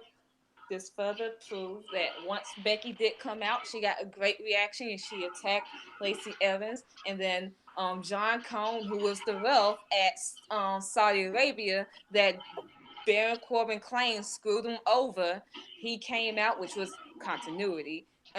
Seth Rollins won the match, and there you go. Seth Rollins retained his Universal title, and the show Yeah, ended with basically Seth And Rollins and Becky just and also Asia, that also tells a good story between Corbin and Seth, because basically it says that, dude, you needed a special referee just to hang with me in this ring, but the minute she got taken out of the equation, I can handle your ass like that.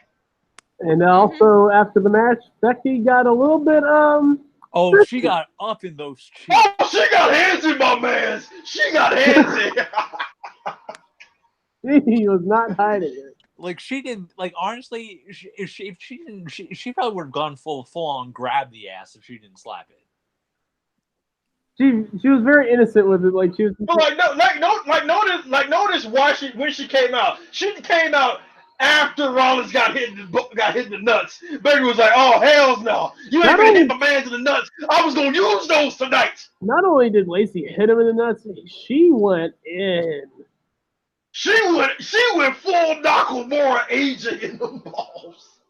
She was in there for a little bit, and Becky's like, "Oh no, oh no." She was like, "Oh hell no! I know damn well I was gonna use those tonight. You thought."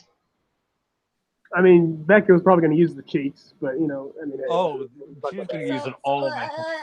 But anyway, the show ends with them, and it even starts Monday Night Raw. Started with the Universal Champion Seth Rollins. He was about to speak, and then Becky Lynch basically interrupted him.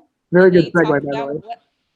Yes, and they basically talked about what happened, how Baron Corbin, he tried to take the title from Baron Seth Rollins, but Becky Lynch, she prevented that. And then Baron Corbin, his music hit. They standing there trying to see, is he going to come out? And then Lacey Evans, she attacked Becky from behind. They brawl. Seth Rollins grabbed Becky, and then she like, what the fuck? And then she pushed him, and then she goes after Lacey Evans, and then Baron Corbin's come out as he's attacking Rollins, and then they eventually fight off Lacey and Baron, and then it basically boils down to they challenge Becky and Seth at Extreme Rules. If Becky and Seth win, Lacey and Baron cannot get another shot at their titles. But if Lacey and Baron win, they get those titles. So it's winner Yeah, take all. it's basically it's winner take all. No, fun fact: this is the first winner take all intergender match since Santino and Beth Phoenix versus Mickey Yep. James and Kofi Kingston. Yep. That is correct. That is That correct. is Speaking of- that is weird. It's been that long since we had that type of stipulation match. And ironically, we talked about the Becky slapping Seth's ass. Santino and Beth had the same kind of moment. You're not even wrong. That was so hard. Santino had like, I just love how Santino just had the most like, the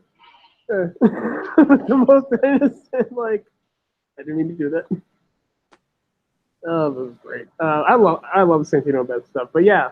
So far, like again, they're exploding. Like you can say they're quote unquote exploiting their, but no, clearly Becky and Seth, like they even mentioned, like they go over the stuff and they agree on some stuff, they disagree on some things.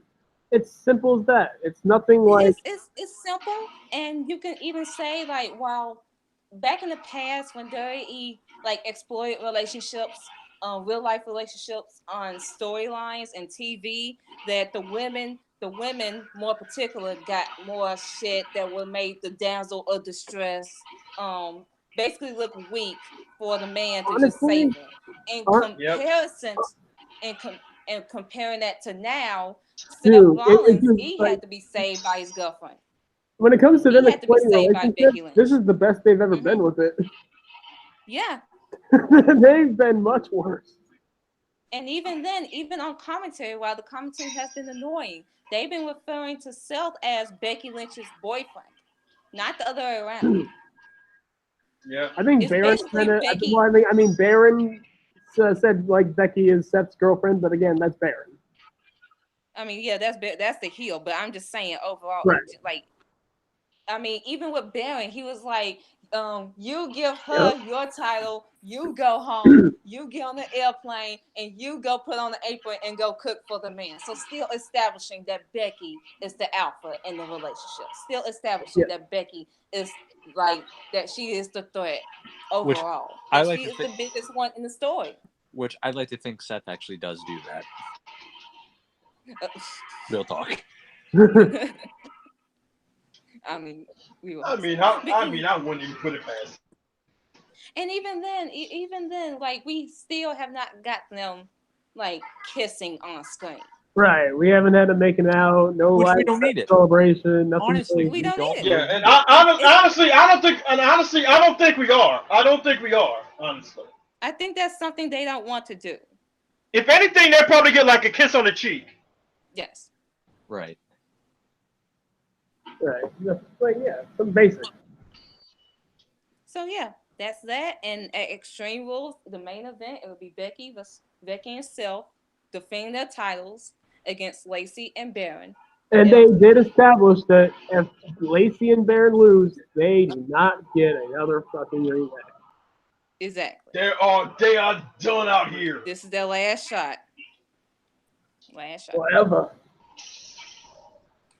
Then we it was Here's the thing. Here's the thing that kind of irritates me a little bit.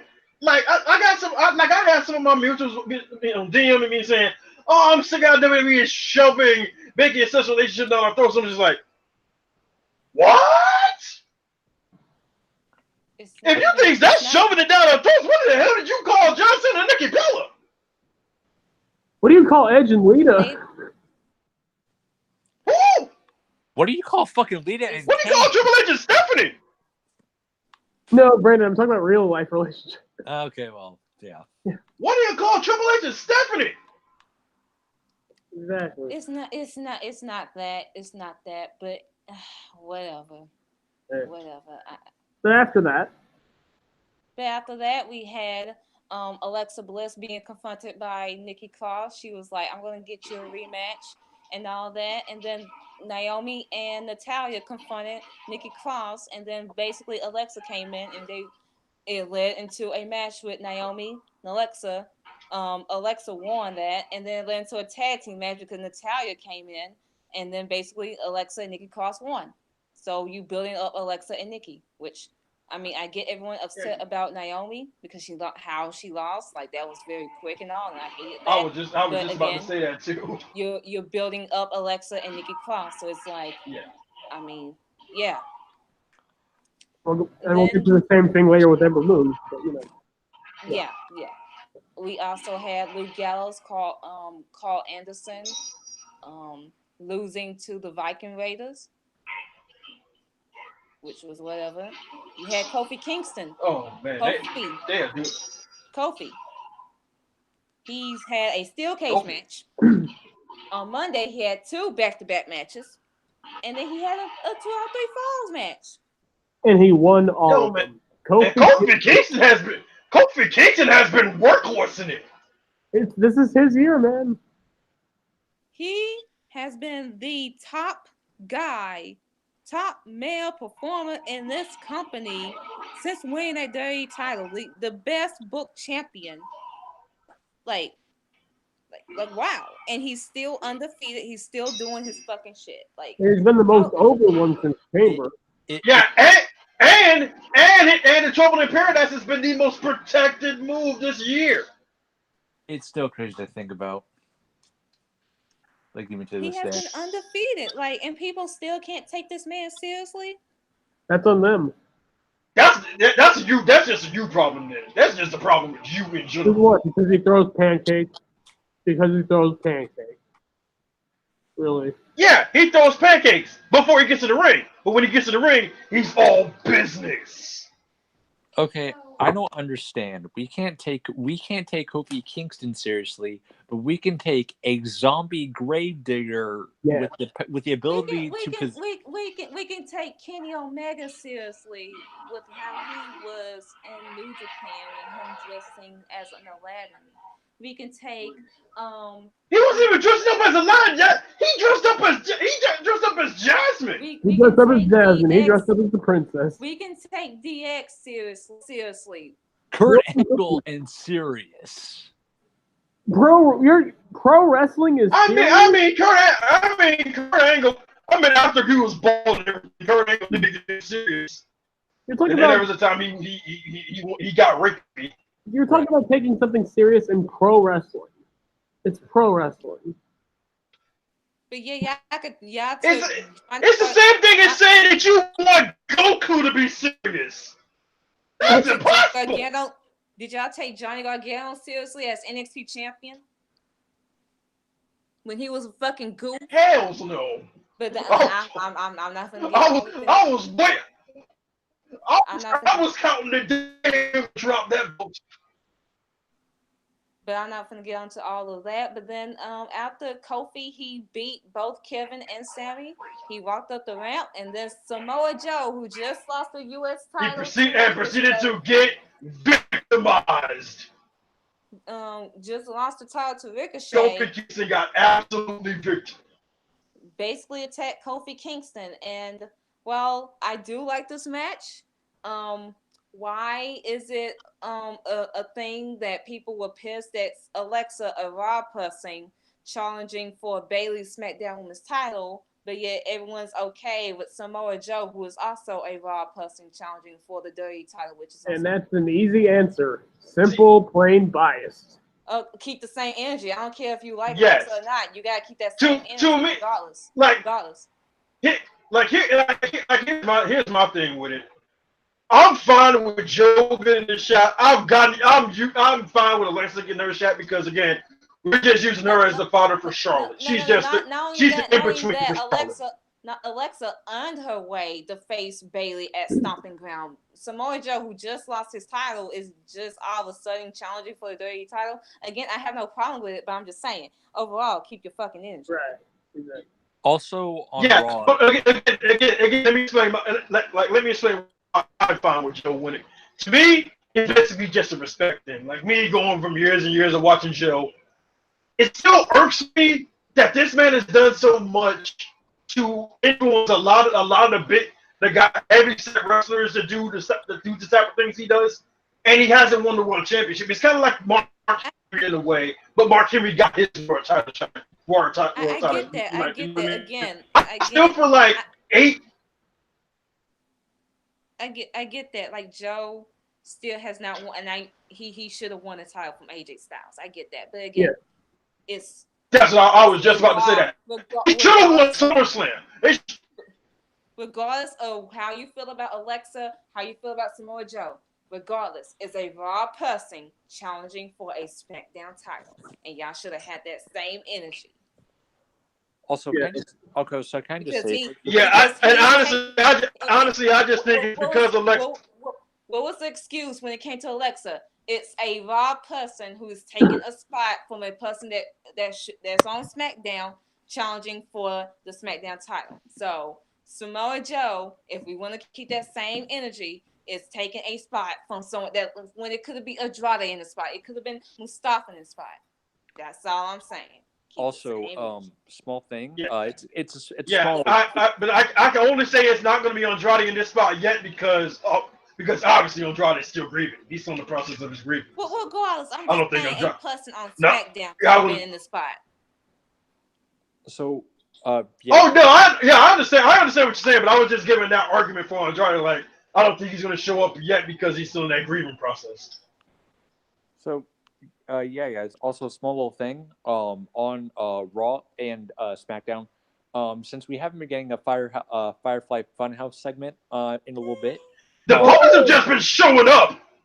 These fuckers have just been showing up. Which they've been very good about hiding the puppets. Like you have to actually really look for them, but it's just it's a small little detail. The doll when Miz was walking, like yeah, that was Abby. Like notice they've only been appearing when their fathers have been around. Thank you, James, for bringing this up on Twitter. By the way, yeah, he brought this up. Yeah, James. James did a thing. Yeah, props to James for bringing that up. Mm-hmm. Yeah, because it was Abby, then it was Mercy, and the other two were on SmackDown. Yeah, the right, you got Huskus the pig, and Husky the pig showed up doing Brian was talking to Rowan, and Husky was just like, "Hello." Which he was the easiest one to spot, honestly. I think it was Huskus. Pig, of course you're gonna notice him, dude. He like the Huskus just came out of nowhere. Like it wasn't even subtle. It was like just exactly. Husky just popped up and was like, "Hello." No. The irony of that, because it's a pig, and what's Daniel Bryan? Yeah, that is ironic, isn't it? Vegan. Yeah, exactly. Yeah. Like Huskins just shows up to Brian. Like Huskins just shows up behind Brian. He's just like, "Thank you, Brian. You saved my mother from being turned into bacon." It's pretty good. you had Abby the Witch interrupting the Miz and Maurice in the Miz and Maurice thing. Mercy the Buzzard was during the Carmella R-Truth, or was that that was Rambling Rabbit. Kofi. Yeah, that was her. Oh yeah, Mercy was during the Kofi segment. Yeah, the Buzzard showed up during Kofi. Oh, okay. Which, speaking of Mandy Sonia, I have a booking thing. I already showed Asia that. I want you guys. Speaking of Sonya, Brandon, you and I need to have us a conversation out here with you snitching. I'm sure we do. Can y'all do that after? Because we really got to talk about other stuff, like how R-Truth is basically 8-time 24/7 champ. 9. Yo, tell me why I feel like they're gonna have R-Truth break Ric Flair's record. Watch. Oh yeah, he is, but I think he's 9-time, isn't he? Yeah, he's 9-time. He's 9. He has tied Charlotte already. He confirmed it as 8. They confirmed it as 8. Really? No, he's not 9. I thought my name was 9 because Cedric wanted it off him. They confirmed it as 8. Pinned Cedric. They say 8. Okay. They say 8, so I'm going by what they say. All right, I could have sworn it was 9 because I know Cedric got the pin. Then EC3 won it. Then Truth rolled him up because Carmella took the belt from EC3 to distract him. So, I don't know. If this leads to R-Truth becoming a 16-time champion instead of 17, it is a conspiracy. God swear. And the last thing big on Raw come from when Roman Reigns was scheduled to face Shane McMahon and Drew McIntyre in a 2-on-1 handicap match. Oh boy. Basically, Drew and Shane were dominating Roman, and Shane was about to do his coast to coast from the top rope. until And then the lights went out, gone. and we heard the gong. Old man, get out there and Hey, make some noise. dude! The old man Taker just popped in the middle of the ring, looking at Shane with just a look of like, what the fuck do you think you're doing? No, Vince, just get out there and make me some damn money. I don't care if you don't want to go out there. God damn it, go out there. Spooky Grandpa returns, ladies and gentlemen. And here's the thing. Here's the thing. People were asking like, wait, why is he helping Roman? Simple. Because remember when Shane said this is his yard? Here's the thing. Roman earned the yard from Taker because he beat him at Mania. Shane ain't beat him. So Taker is coming up because look, I gave him my yard because he beat me to earn it. Not only that, I don't know why the fuck you saying this shit. Undertaker beat Shane.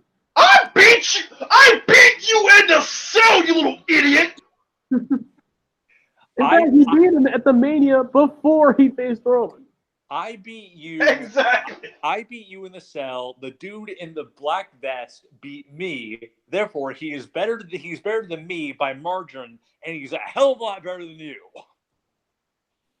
So get your stupid rich ass off that turnbuckle. Don't you? You better not jump. You better not. Oh, you stupid son of a bitch. Come here. Come here. So yeah. Is that what Vince said to Undertaker after Taker won, basically to leave? It's confirmed that it will be the Undertaker teaming with Roman Reigns against Shane McMahon and Drew McIntyre at Extreme Rules. So another match. And here's something I want to bring up that I saw earlier on from K-Side Seats. Apparently, Undertaker requested to face Drew McIntyre. He personally requested to face Drew. Interesting. Okay. So is he saying something that we aren't able to see right now with Drew? He has to be. I mean, I see it in Drew. It's just I haven't seen it on the main roster yet. Unfortunately, you're not wrong. That's nice.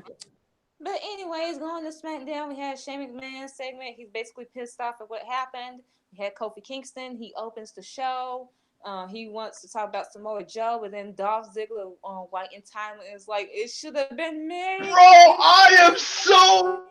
No, I have to talk about this. I have to talk about... back on your garbage comment, I have to talk about this dumbass who literally said, Kofi, you didn't really beat me. You escaped the cage. You were a coward. Dolph? I was like when he said that, I literally just out there was like, nigga, you chose a steel cage. This is on you. You chose to try to escape it, you idiot. Don't get mad at Kofi Kingston because he decided that he showed that he's more athletic than you. So then he basically said, I went to management and I'm going to have a 2 out of 3 falls match with you. And if I win, I get added into that match against you with Samoa Joe, Extreme Rules. And basically, Kofi retained. Kofi won. That was a very good match. Thank God. Kofi is still undefeated. Still undefeated. The fact that Ziggler got a fall using the super kick bothers me. on Kofi. They're out here winning matches with the super kick, man. Shawn Michaels is rolling over in his grave and he ain't even dead. Even the Young Bucks. No, I don't even like them. So yeah, it will be 1-on-1 against Samoa Joe and Kofi Kingston. That match stays 1-on-1 for the WWE title. I wonder if that match is gonna get a stipulation. More than likely. We had Aleister Black. He's still having his segments, but finally, somebody knocked on this man's door. Okay. Yes. Okay. Dude, the smile that Aleister Black cracked when he heard that knock. I was like, my God, Aleister has finally found his first victim. I thought he was I was gonna say he found his first chub. Okay, can someone make a meme out of that face? Just meme the shit out of it. How big was Aleister's boner? How big was Aleister's boner when that? Oh, dude, he was having a stiffy. He's just like, yeah. Again, and And here's my so, thing: people are saying this, and it makes sense. What is Alistair's catchphrase? The door is wide open. What's Bray Wyatt's mm-hmm, catchphrase? Let me let in. me in. Let me in. Can it possibly be Bray It's Wyatt? it's either Bray Wyatt, Buddy Murphy, or Randy And you Orton. want to, and Asia, do you want to hear what the rumor actually is? The rumor actually is Cesaro. Cesaro. Which is That's interesting. Oh, that's interesting, but I would rather go. Claudio Castagnoli versus Tommy and oh my, Oh. sign me And up. here's the thing. I want it to be Bray, but I also don't want it to be Bray because one of those men have to lose. Exactly. And I don't want Exactly, and I would not want to bring Bray back just to have him eat another L. And after the build you've given Aleister Black, you don't want him to lose either. So it's no. Yeah, man. It's And as no much as win. we love Cesaro, like he can lose and he'll be fine. Yeah. Yeah, he can lose. He'll be fine. Honestly, Randy Orton was the one that wanted to be the opponent for Aleister. Even better. And they were doing it. They were doing the matches in lava events. Maybe It can still be maybe it is him. one because here's It the can thing: what it is can what is still be Randy Orton Orton. doing right now? Even better, he can take all the L's and he'll be It fine. could still be Orton because what is he doing right now? Nothing. Nothing. In fact, you know what? I'm gonna say it. I think it is Orton. But you could also say the same thing about Buddy Murphy. Buddy Murphy isn't doing anything. True. Yeah. But again, would you rather have Buddy Murphy lose or Aleister Black? Neither one. Again, it goes back to that neither one of them. Yeah, you're right. I don't want Buddy Murphy to finally get on TV just to be Exactly. losing. That's why I think it should be Orton because Orton, like, he can lose, but he's such a big name that him losing to Aleister will be a big deal. Yeah. Yeah, either Orton or Cesaro. And plus, I think the feud would be great. And Orton, I mean, especially if Orton tries, we could get one of the best feuds ever. Like the Viper versus. Question is, will Orton be willing to try? He seems to really like Aleister. Yeah. Yeah, I mean, maybe he will try. if he wants to face him, if he's putting him over on Twitter, then he's willing to try. You have to think he would try. Yeah. I mean, he tried against AJ Styles, but it's just the WrestleMania lights were being a bitch. The point is that Aleister Black will finally have whoever is knocking on his door, and it will more likely lead to Extreme Rules where he will finally wrestle on TV. Okay? Dude, imagine Aleister versus Orton in an Extreme Rules match. Ooh, yeah. Ooh, that'd be good shit. That'd be good shit. Yeah, Aleister hasn't had an Extreme Rules match since the one without him Cole. Oh, that was amazing. We also had the return of the Intercontinental Champion Finn Balor. Yes. He was interviewed backstage, asked about basically put over Andrade as a great competitor, and then the interviewer asked what was next for him, and before he could speak. And speaking of people that we want to try, Bro, Shinsuke. I want this feud. I want this feud. Because I believe Finn Balor is the one person who will get Nakamura to try on the main roster. They had a great match on NXT. Exactly, and even the build-up to that was basically Nakamura saying, if I want to be the icon of NXT, I have to beat you. And then you also go to their New Japan history too. They never face each other in New Japan. And here's the thing: Nakamura versus Styles. Really, it was just their WrestleMania match that was disappointing. I like the rest of their matches quite just fine. I think. Yeah, honestly, the Wrestle Kingdom match is still the best match out of all of them. But the Money in the Bank match was pretty good too. Yeah, the Money in the Bank match I think was really good. I think it's underrated just because it came from that feud. Which again, that Mania match was just. But yeah, Shinsuke Finn, that's more likely going to be on Extreme Rules, and that'll be something for Finn because so far, besides the Andrade stuff, Finn has not been doing anything with his belt. So let's go to get him something. Moving on to the next thing, we had Bayley.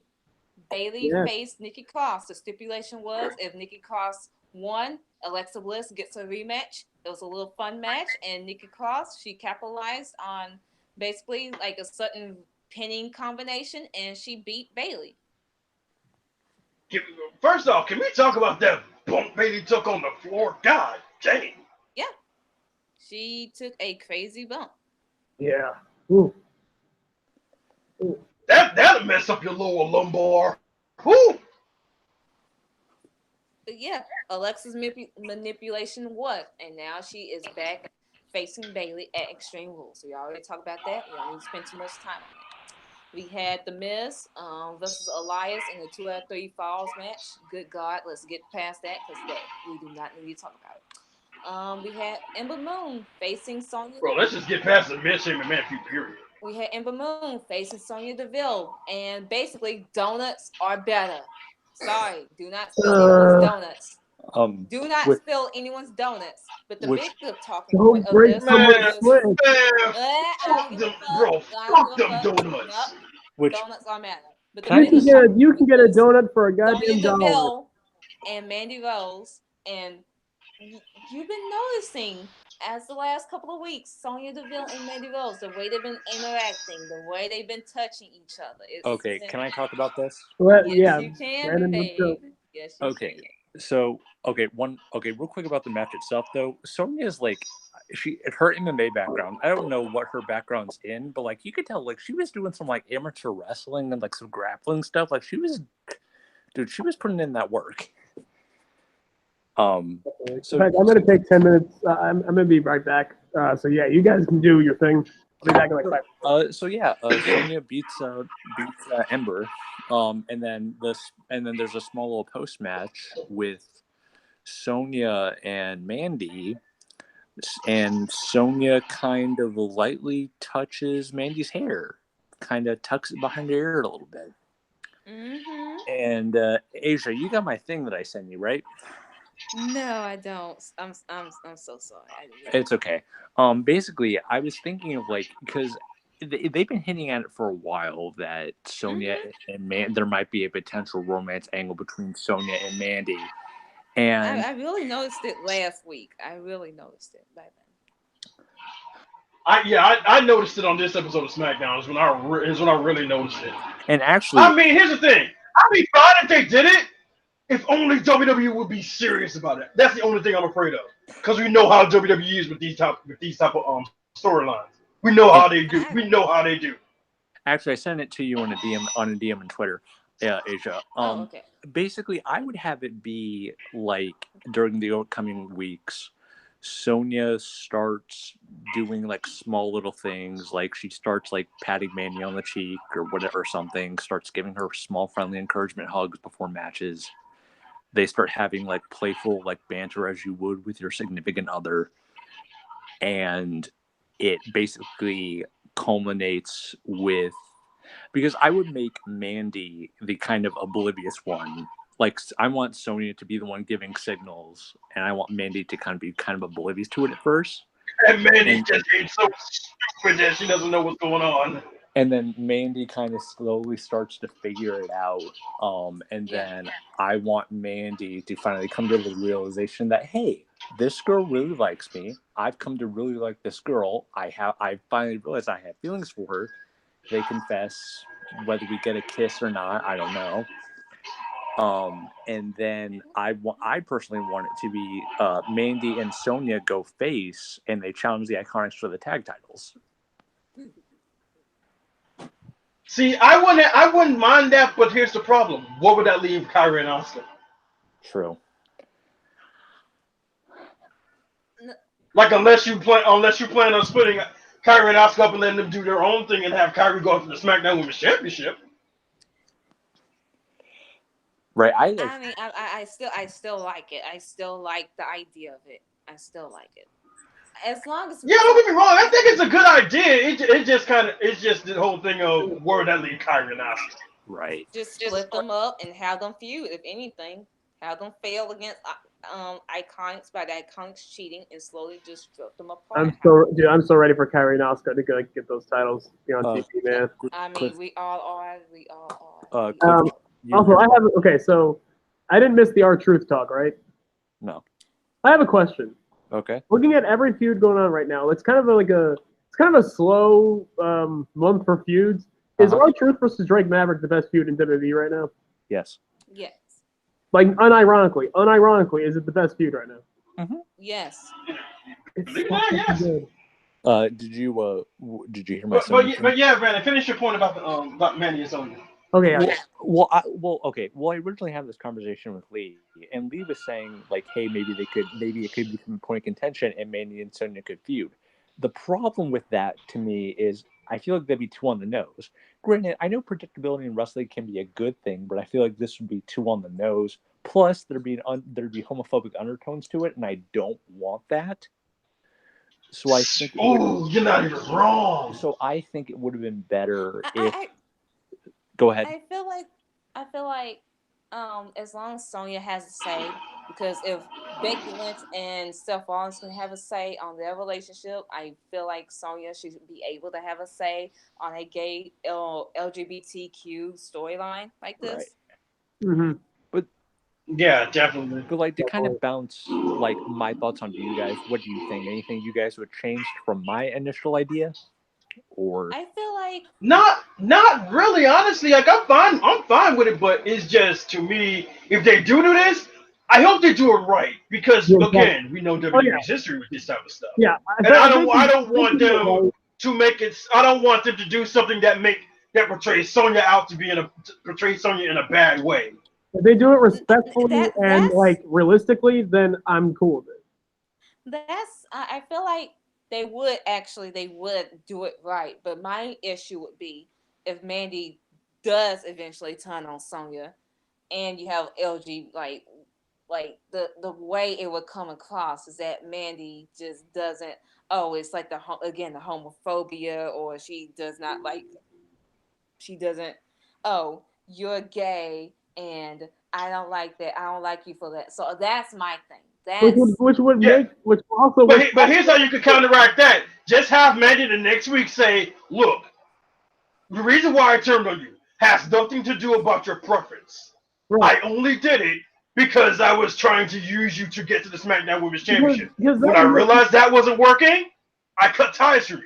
Because that would make. I don't have a problem with your preference. Exactly. Yeah. You just weren't helping me get to where I wanted to be. Because that would make Mandy also look stupid. Because we all knew Sonya was gay for for a while now. She's made it public. Right. So you're saying in this scenario it would take like Sonya hitting on Mandy for Mandy to turn on her? That would be dumb because it's like Mandy. It's like what do you like? If anything, have it be more of Sonya. She's in love with Mandy, and that's why she keeps helping Mandy win.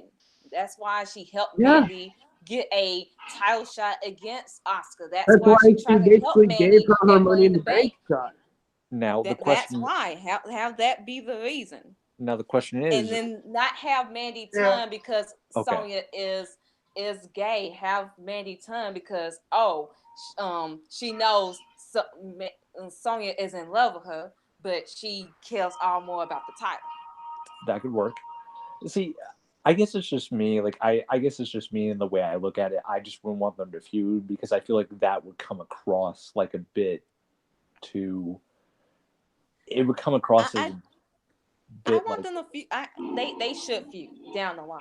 But I'm all in for LGBTQ storyline between them. I'm all in for it. They have chemistry. They have a me too. As long as they do it right. I mean, I'm sick of that notion. I mean, we should like. I get it, but I'm all in for it. Right. Like, we don't know if they will or not, but let's stop doing it if they do it right. Things are gonna fail. Things are not. We don't. I guess personally, I just want them together as a babyface tag team, but that's where I'm at with it. You guys are cool with them either way, whether they're a tag team, whether they're feuding, that's fine too. I feel like it would be weird for them to be heels while like being presented as a LGBTQ. Right. No, and that's what I'm saying. I would say turn Mandy babyface, and Sonya's practically a babyface by nature. It's just in heel she's only name. Right. Mm-hmm. Yeah, Sonya's never really done any heelish tactics except for maybe like help Mandy win like once or twice. So basically, for me personally, I would say do the whole confession love angle thing and have Mandy turn face, have them be a tag team, have them beat the Iconics, maybe break up the Pookie Wars. I don't know. This is all speculation on my part. This is just what you want, and with I the like Turks. it. Yeah, Yeah. I'm not against it by any means. I'm not against it. I'm for it. Especially if you break up the Kabuki Warriors, because let's be honest, they only made Kabuki Warrior a thing because they weren't going to do Sky Pirates, and well, look what happened with EO.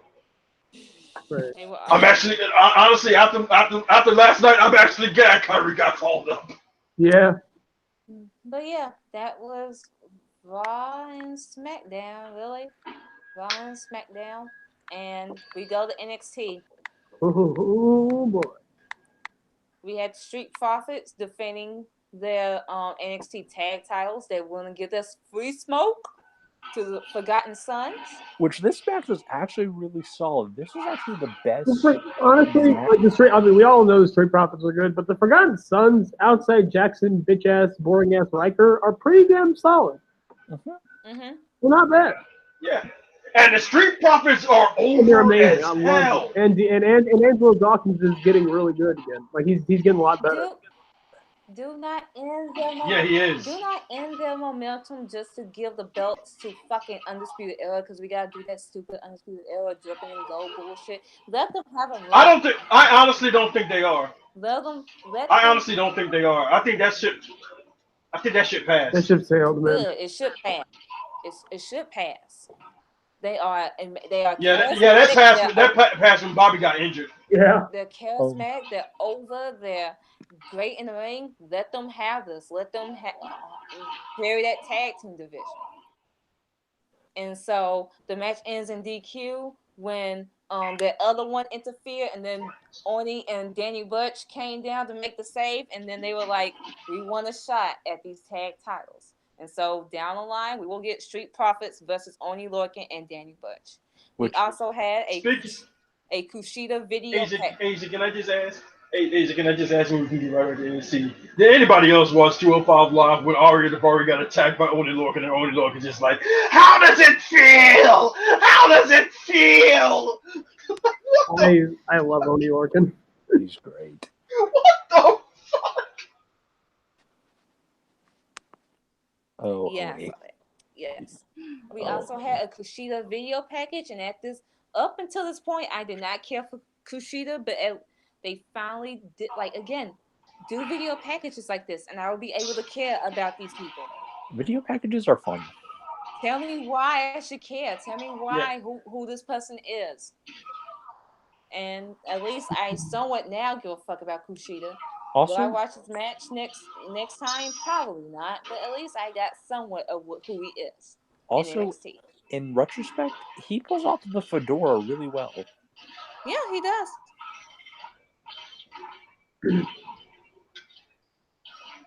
We had that.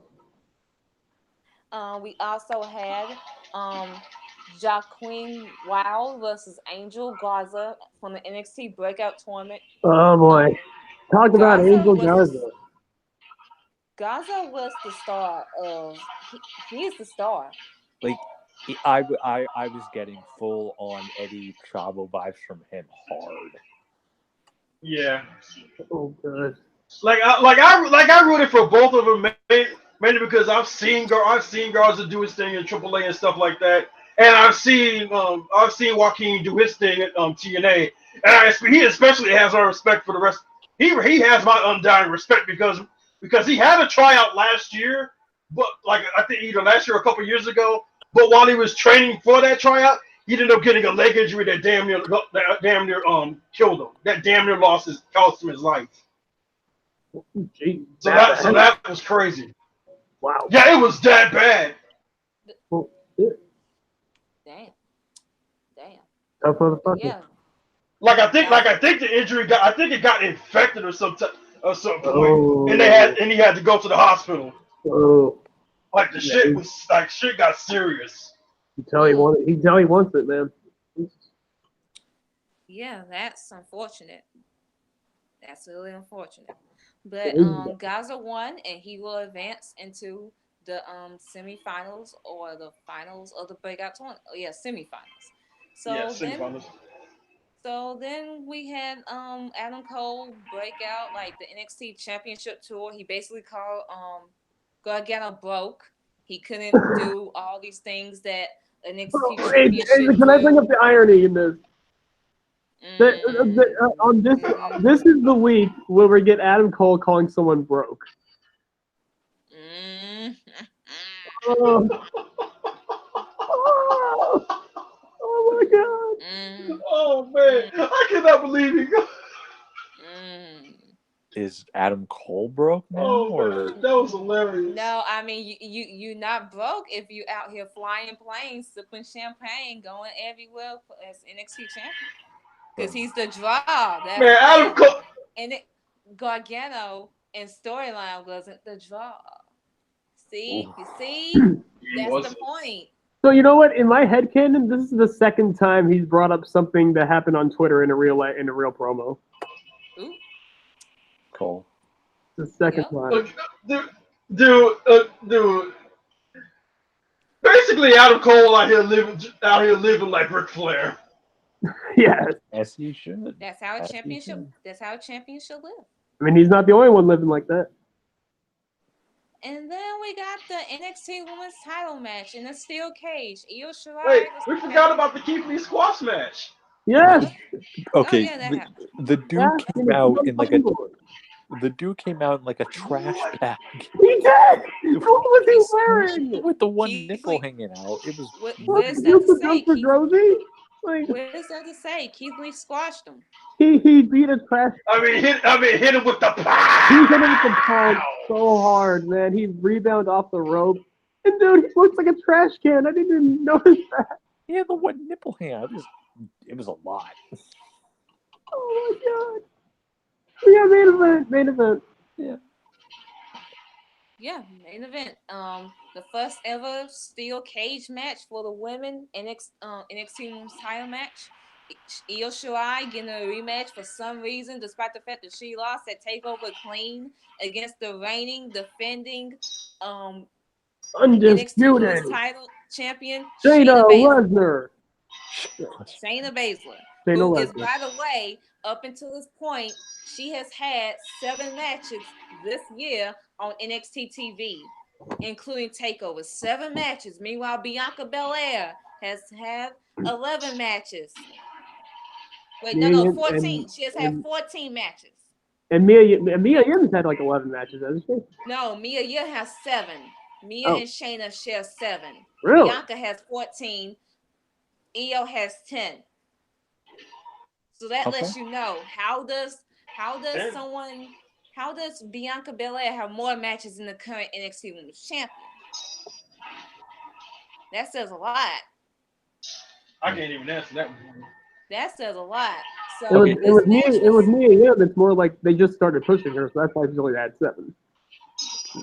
that really says a lot. That Bianca Belair has more matches than any of these girls and in NXT, including the champion. But that's my whole Bianca. Like, she wasn't even on this episode, so I was like, So this was really an amazing match within Shayna's gear was on point, like the gold and black with the gloves. Mm-hmm.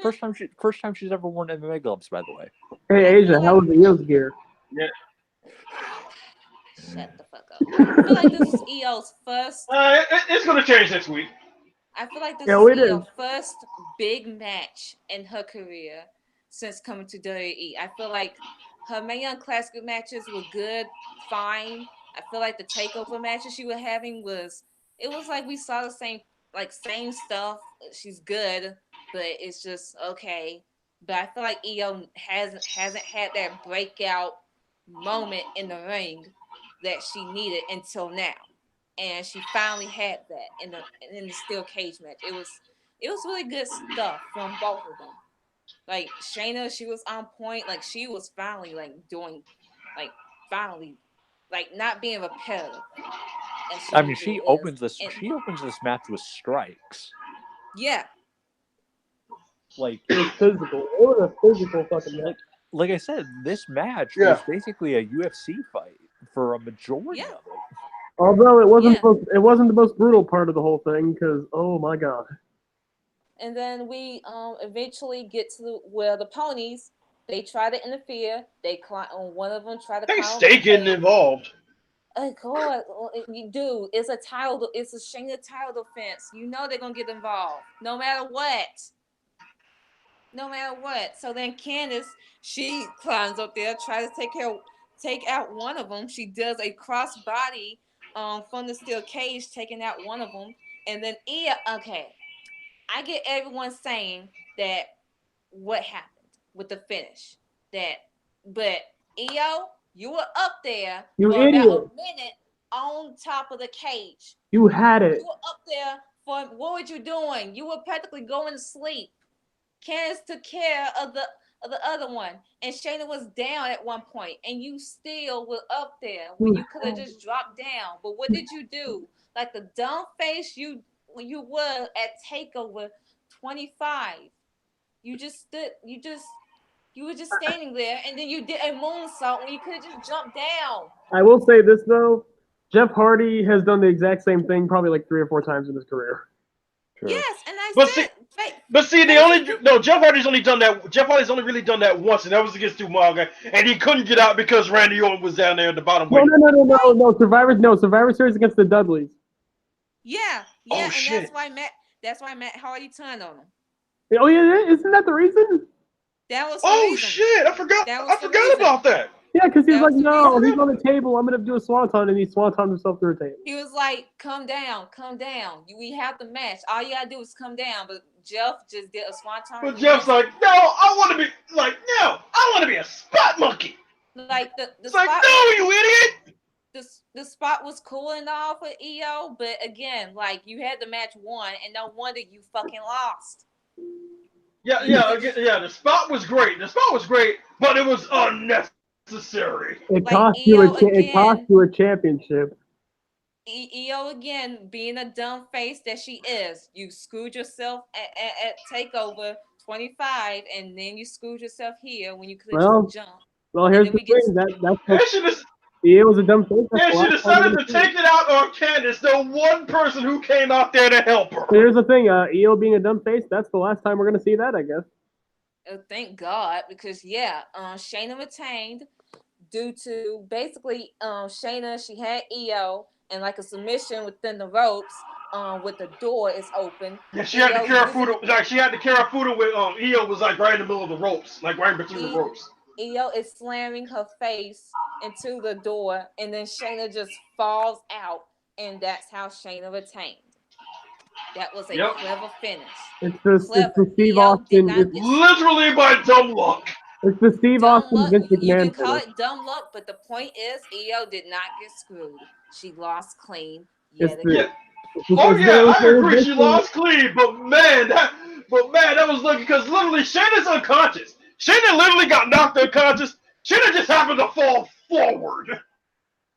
That's all it takes.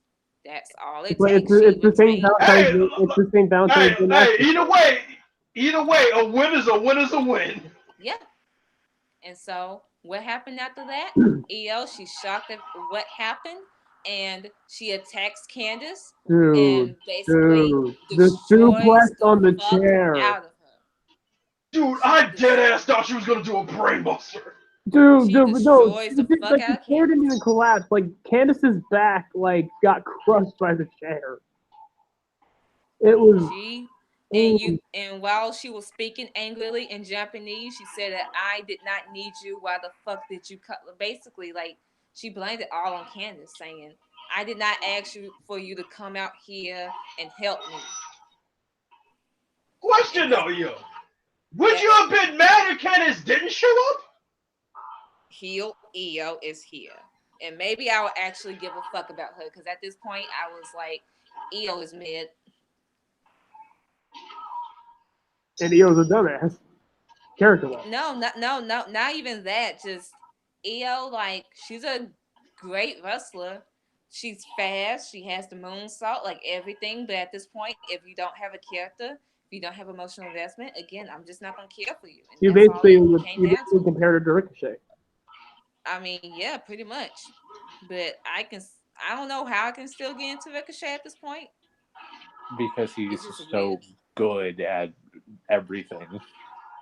Right.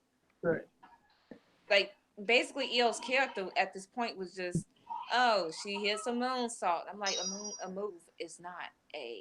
See, my thing is, it seems like now everyone's good at everything. I Yeah, mean, right. Ricochet is exceptionally good at everything, but like, Like she needed something to stand out, and now this heel turn would finally give us some personality. It finally give us some like being kept. My only problem is again the motivations behind the heel turn. just for the love of God, get rid of that entrance. Get rid of I mean, I can't watch an entrance because of Yeah, what wait, no, I'm not even saying like that's the thing. Literally, get rid of it because some people cannot watch that entrance, I can't watch it because I have epilepsy. and a lot of people do too. So Triple H, get on that shit now. Oh, you mean her new heel one? Oh yeah, you Yeah. definitely gotta get rid of that, bro. Get You rid of it. asking for y'all asking for a lawsuit. Yeah, that's the thing. You're asking for a lawsuit at that point, dude. Or if you don't want to get rid of it, maybe tweak it a little bit. Yeah, tweak. I mean, you can still keep the same aesthetic, but not the flashing lights, man. So Yeah, because didn't they have that with Nakamura when he first debuted and they got rid of it? Pretty much, or at least they toned it down a little bit. So yeah, that's heel EO. That was the big thing coming out of NXT. It was good. Really good episode. But yeah, like, So that was it. I mean, we Raw's- basically okay. So is it time to touch up the recent news? Or wait, do you want to talk more about the Seth Ospreay stuff, or are we talking enough about it? yeah, but let's talk about the Seth Rollins thing. Well, mainly the John Moxley stuff he said. Mm. Oh yeah, not it wasn't only Seth versus Will. It was Seth versus he took a little shot at his buddy friend. What did he say? What did he say about Moxley? Because I've been getting a lot of conflicting things. Let me get the quote. Basically, while Seth he loves John Moxley, all that stuff, he feel like John didn't really try, and how can John go against something that self love and the business, and basically they I have the got the best quote. wrestlers, and like Do it was a do whole you lot want of me? I stuff. got the quote right here. Do you want me to read it? Okay, go ahead. Ambrose, okay. Rollins said Ambrose can do what he wants. Okay, so someone asked him about like John Moxley's comments on the Talk of Jericho podcast. So Rollins said Ambrose can do what he wants. First of all, he's still calling him Ambrose because that's how I know. Ambrose can do what he wants. He's a big boy. He's got his big boy pants on. He can go out there and say whatever he wants.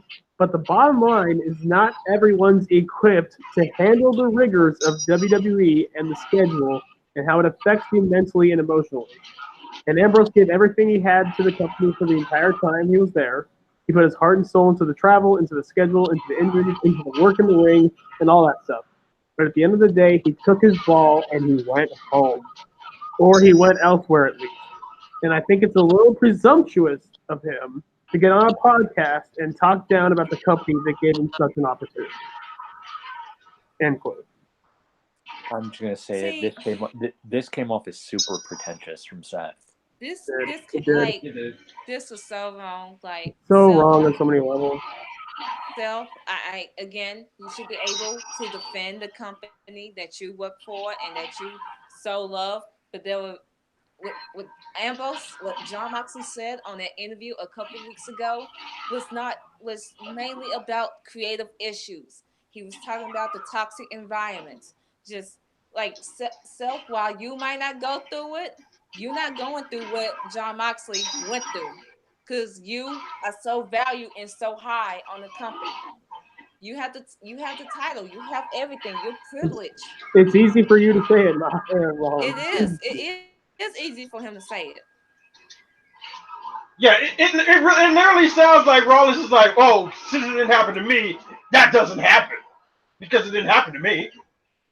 Exactly. And it's like Like, you can't, you like, while you should be able to defend the company, you cannot tear down, especially someone that you were close to, John. Like you really putting like you someone you consider like family, you because Seth, you consider him and Roman like family, right? I gotta mention this, Seth. Going back to your FCW days, didn't you either want to quit or weren't you almost fired? no. At one point, I believe there was like a story, like It was him versus Kofi Kingston, I believe. It was Oh like a yeah, match.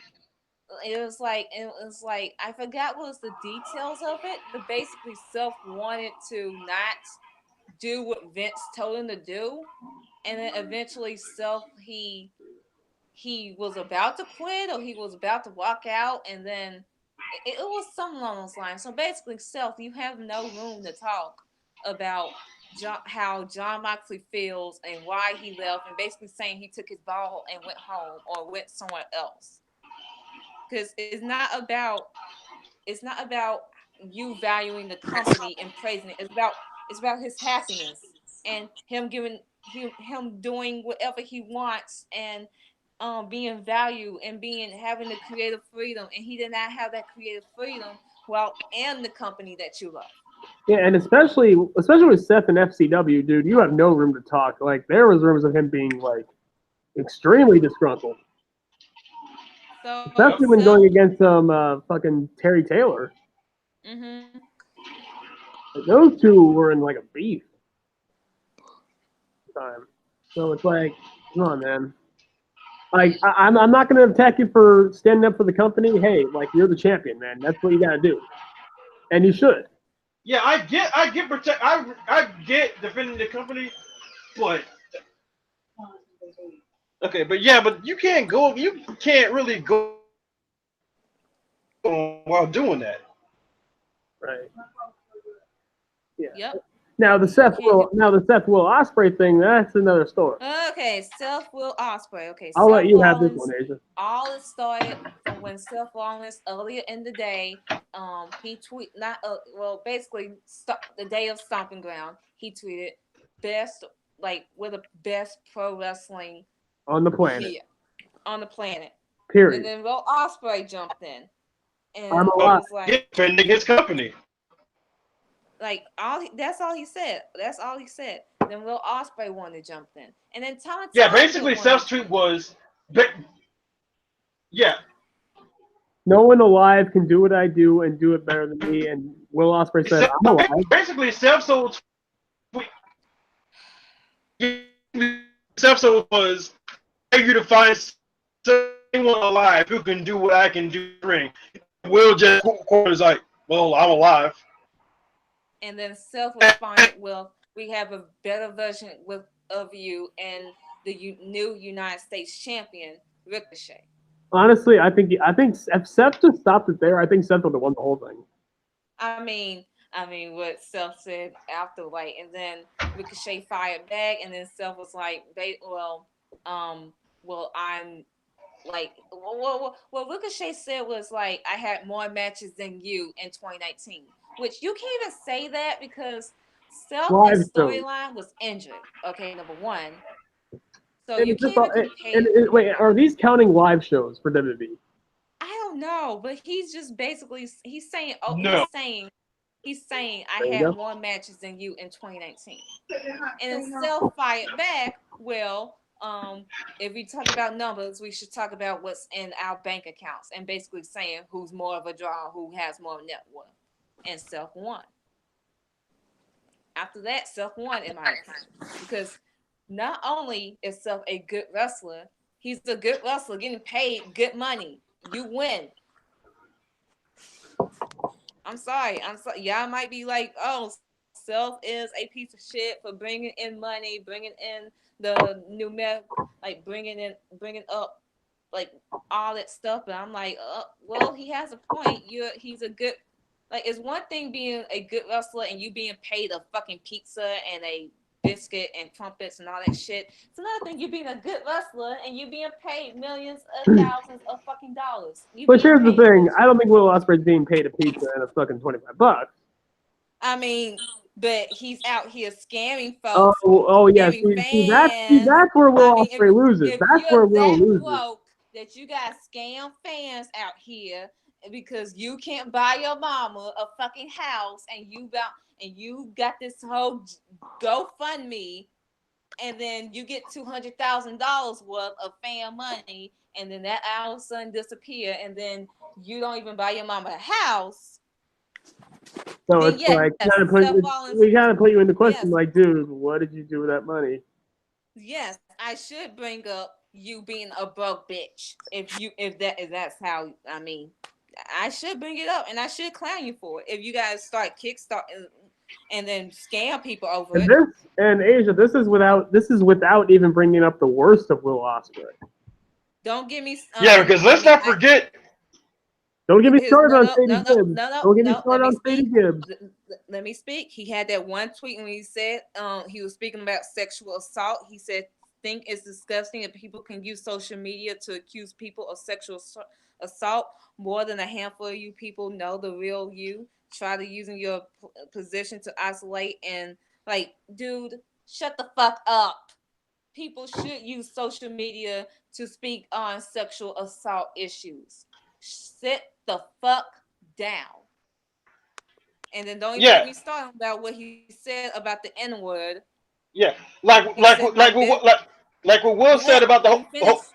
whole. Let me finish. He said, "I'm just gonna say this now, and I'm done with this. It's a story that happened. I quote with another person's mouth, no different to liking a Vine video where they use that word or laughing at Kevin Hart. So the fact that you think this is racist, you just looking to attack someone. My best friend Ryan Smile, black. I'm also the same guy that shut down a bunch of homophobes and wrestled with Japanese guys. I'm liking a dude. Shut the fuck up again."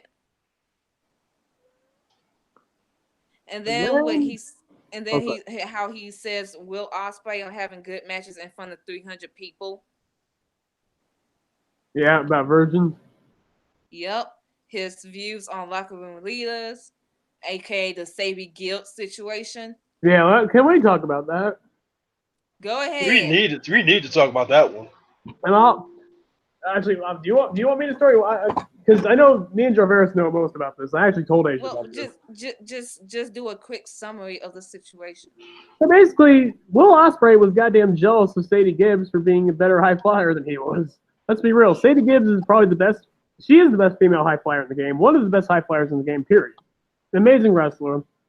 And basically, there's this tweet about. Well, no, it was a thing where Sadie Gibbs could not work a certain date or and couldn't fulfill a certain thing because one of her family members had passed away. One of her family members had died. And I don't remember the exact tweet, but basically Will Ospreay was shaming this woman and saying that she is disrespectful and being shitty to the New Japan like system for them doing everything for her, and she basically goes out and doesn't fulfill the dates, and she's not like she can't handle it, and basically shaming her for That's not how this started. that was like the ending.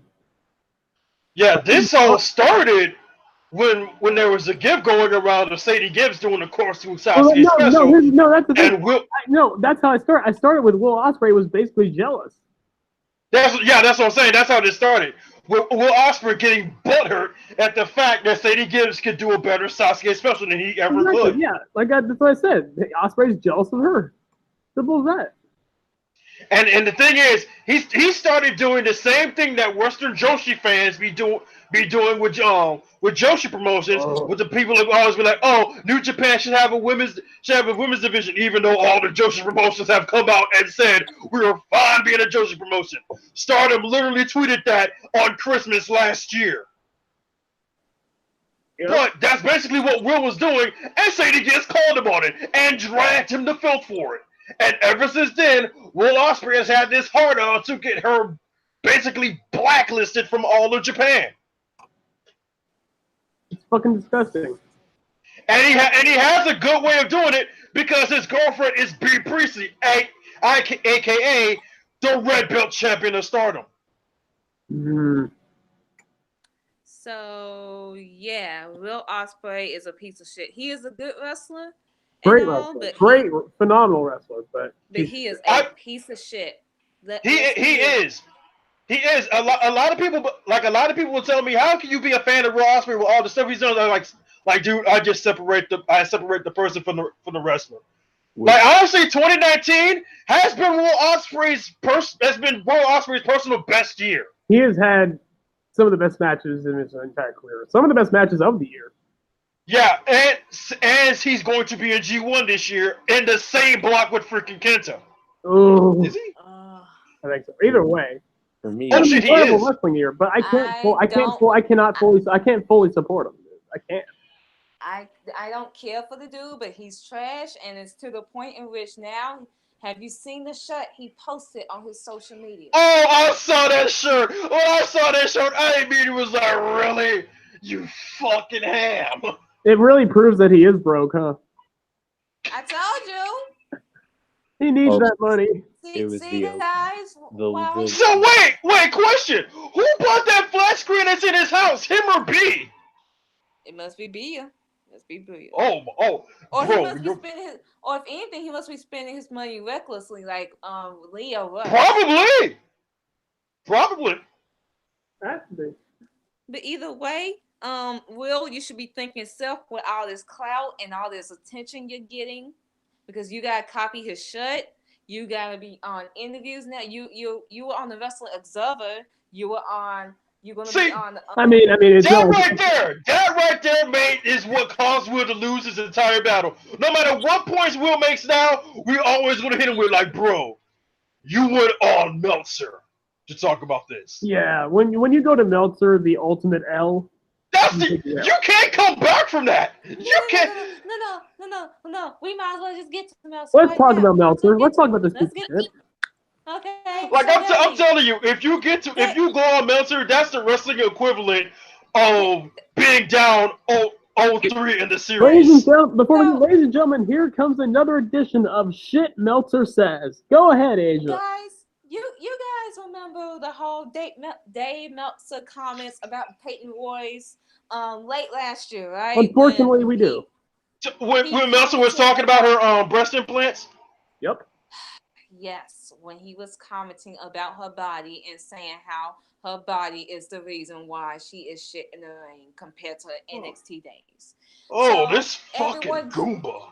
Everyone dragged him for filth, including many WWE wrestlers, and there was one tweet in particular, Mr. Seth Rollins, where he said -6 stars, Dave. Well, Dave Meltzer took that tweet 1 year fucking later and quoted -6 stars, Seth Rollins. So, you telling me a tweet about you, Dave, in which Seth Rollins criticized you and basically said that you're shit for what you said about Peyton Royce and degrading her fucking body. You took it upon yourself and took that tweet 1 year later and put it towards the he criticized and said that one of your phase is not good to him, that one of your phase is not compared to fucking Ricochet. A petty fucking. And here's the irony on this.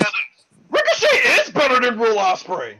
He is. I mean, as far as storytelling, I don't know. I think Will Ospreay has it edge because of his progress. Maybe, but I'm just talking in ring. In ring, Ricochet obliterates this dude. Ricochet is definitely more impressive. Also, he doesn't get injured every single day. Will. Yeah, and he doesn't fall in his. He's not reckless with his high fly. Yeah, that's Will, dude.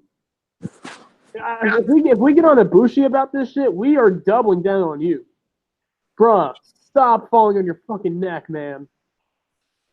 Yeah, but back to Meltzer. Not only is Meltzer trash, but he's also lazy.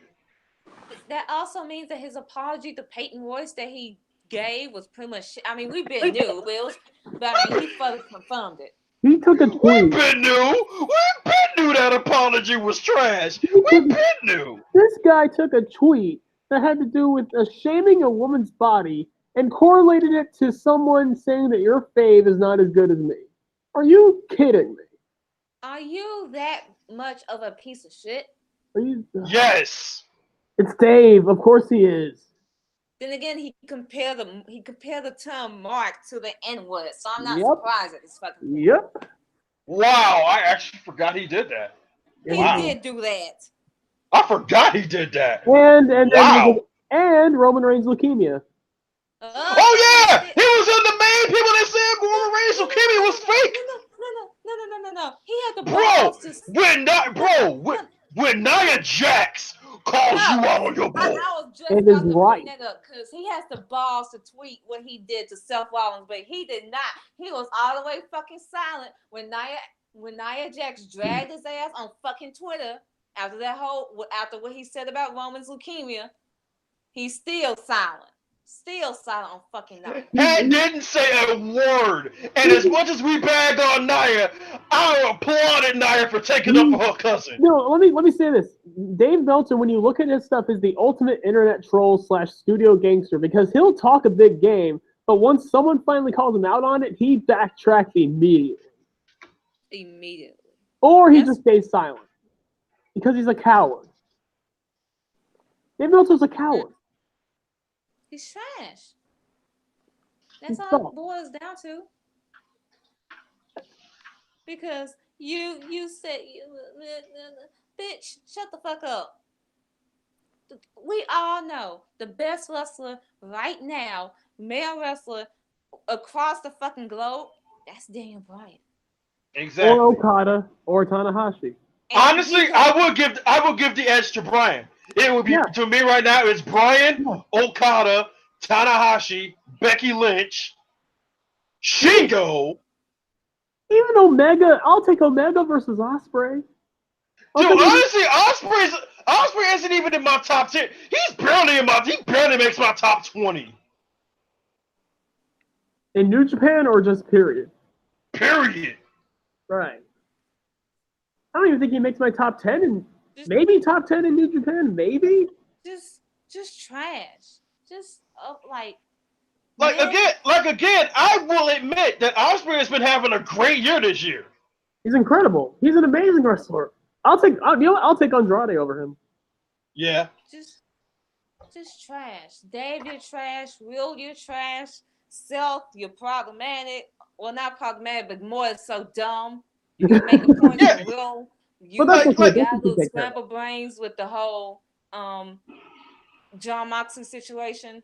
But yeah, you cause a lot of controversy. That one still throws me. That one still throws me though, Asia. Like I get caping for your company, but why in the world would you downplay your friend's struggles? Right, and that's bullshit. Knowing what he went through, knowing he can fight it in you with most of this stuff, and you do that.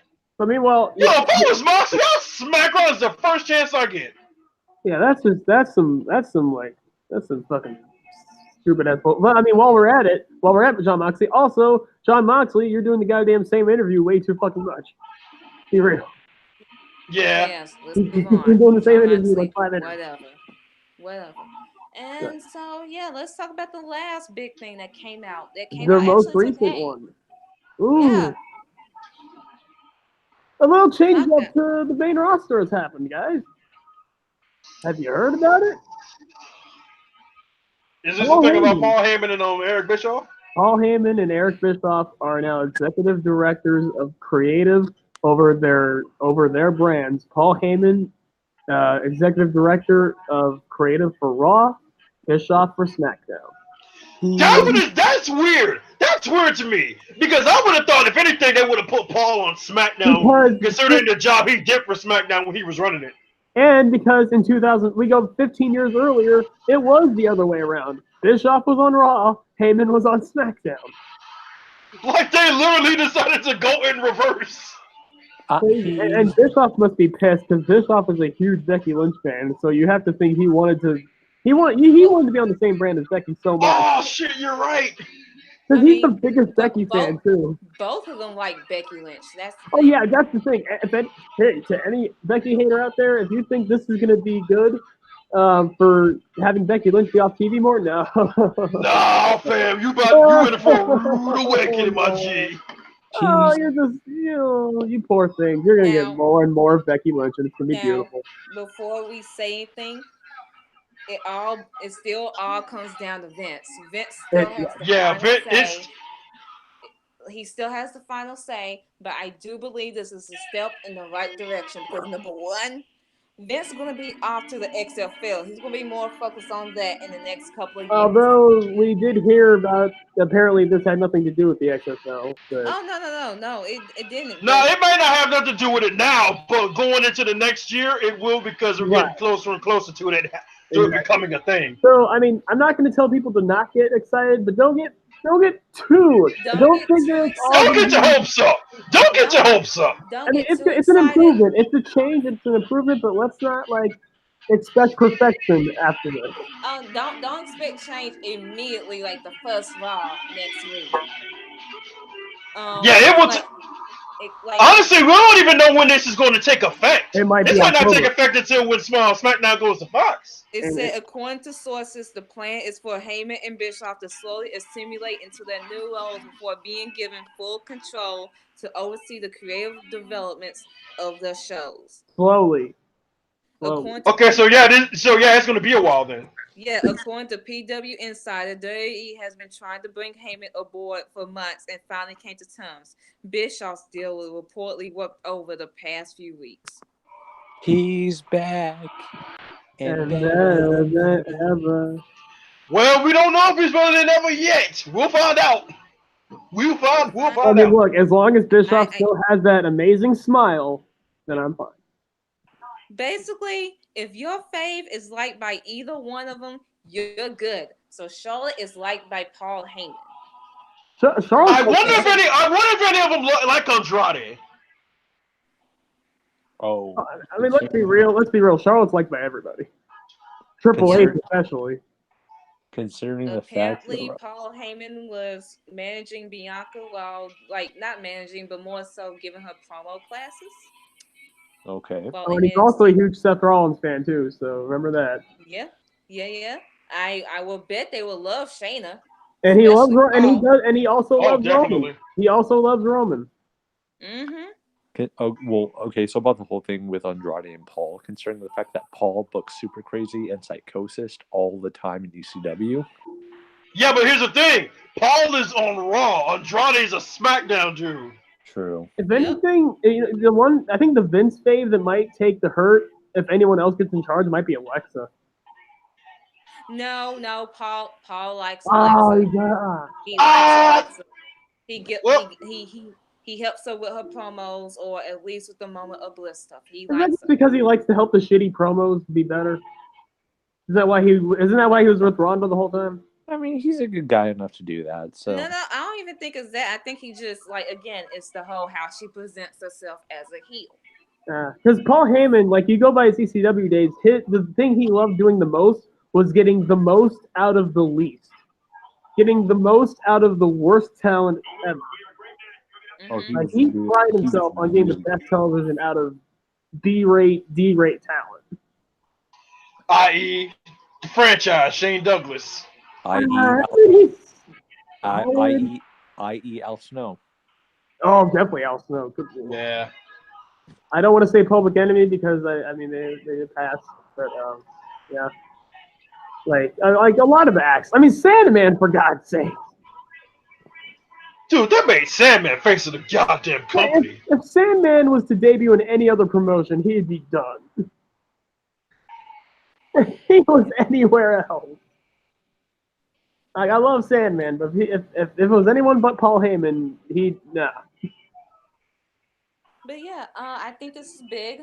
While they're not taking over. I think this is a good step in the right direction. It's different. It's a creative change. Yeah. They still go to Vince, but let's see what happens. And people are dismiss it. And people are attributing, and here's the thing: people are attributing it to AEW, but I mean, I'm sure it has some effect. But let's be real: the big effect is Fox. That's the big effect. Exactly. The big effect is basically Fox and Fox telling them, "Hey, we want you to be on Fridays, and y'all better not give us anything less than 2 million viewers." Basically, Fox are saying, "Hey, stop sucking." Exactly. They're like, "Hey, we're giving you this money. We're giving you this spot. Fix your shit." We ain't giving you. You see all that shit over there? Fix it. Clean it up. Expect that wild card shit to eventually end. Please. that wild card stuff's gonna be done by the time October hits. Yeah, Vince had Epiphany did not go well. And the Shane stuff. The Shane stuff. I'm thinking the Shane stuff is gonna be done after SummerSlam. Honestly, I hope so. So yeah, that's basically everything. I think we covered it, man. We went 3 hours. Yeah, and Brent Jarvis, you were here for the whole time. I thought, okay, thank you. Yeah, thanks, Ben. Eh. Okay. Hey, it was awesome, guys. I guess this is one of the better podcasts we've done. I appreciate it. You already know what to do. If you haven't subscribed already, I understand we suck, but do it. Y'all better give me cake. And it's Asia's birthday in 2 days. Give her cake. Cake Give and or me cookies. cake. Give me y'all fucking money. I want birthday gifts. I want Cookies. cards. I want everything. Cookies. Yeah, but Asia, the cake is a lie, though. Shut up. Fuck you. Your life is a lie. Give me what I want. Give me what I want. Give me what I want. Give me what I want. Well, he got what he wanted. He got everything he wanted. Honestly, he got his match with Triple H, and he got James Gunn back. And on that note, thank you guys for tuning in. It's been real fun. The TPA podcast is Cliff, Brandon, Javert, Asia. Wish happy birthday Asia in the comments because no one was in chat. TPA, Team Petty Asshole. You all Recognize. suck. And you all suck. Recognize.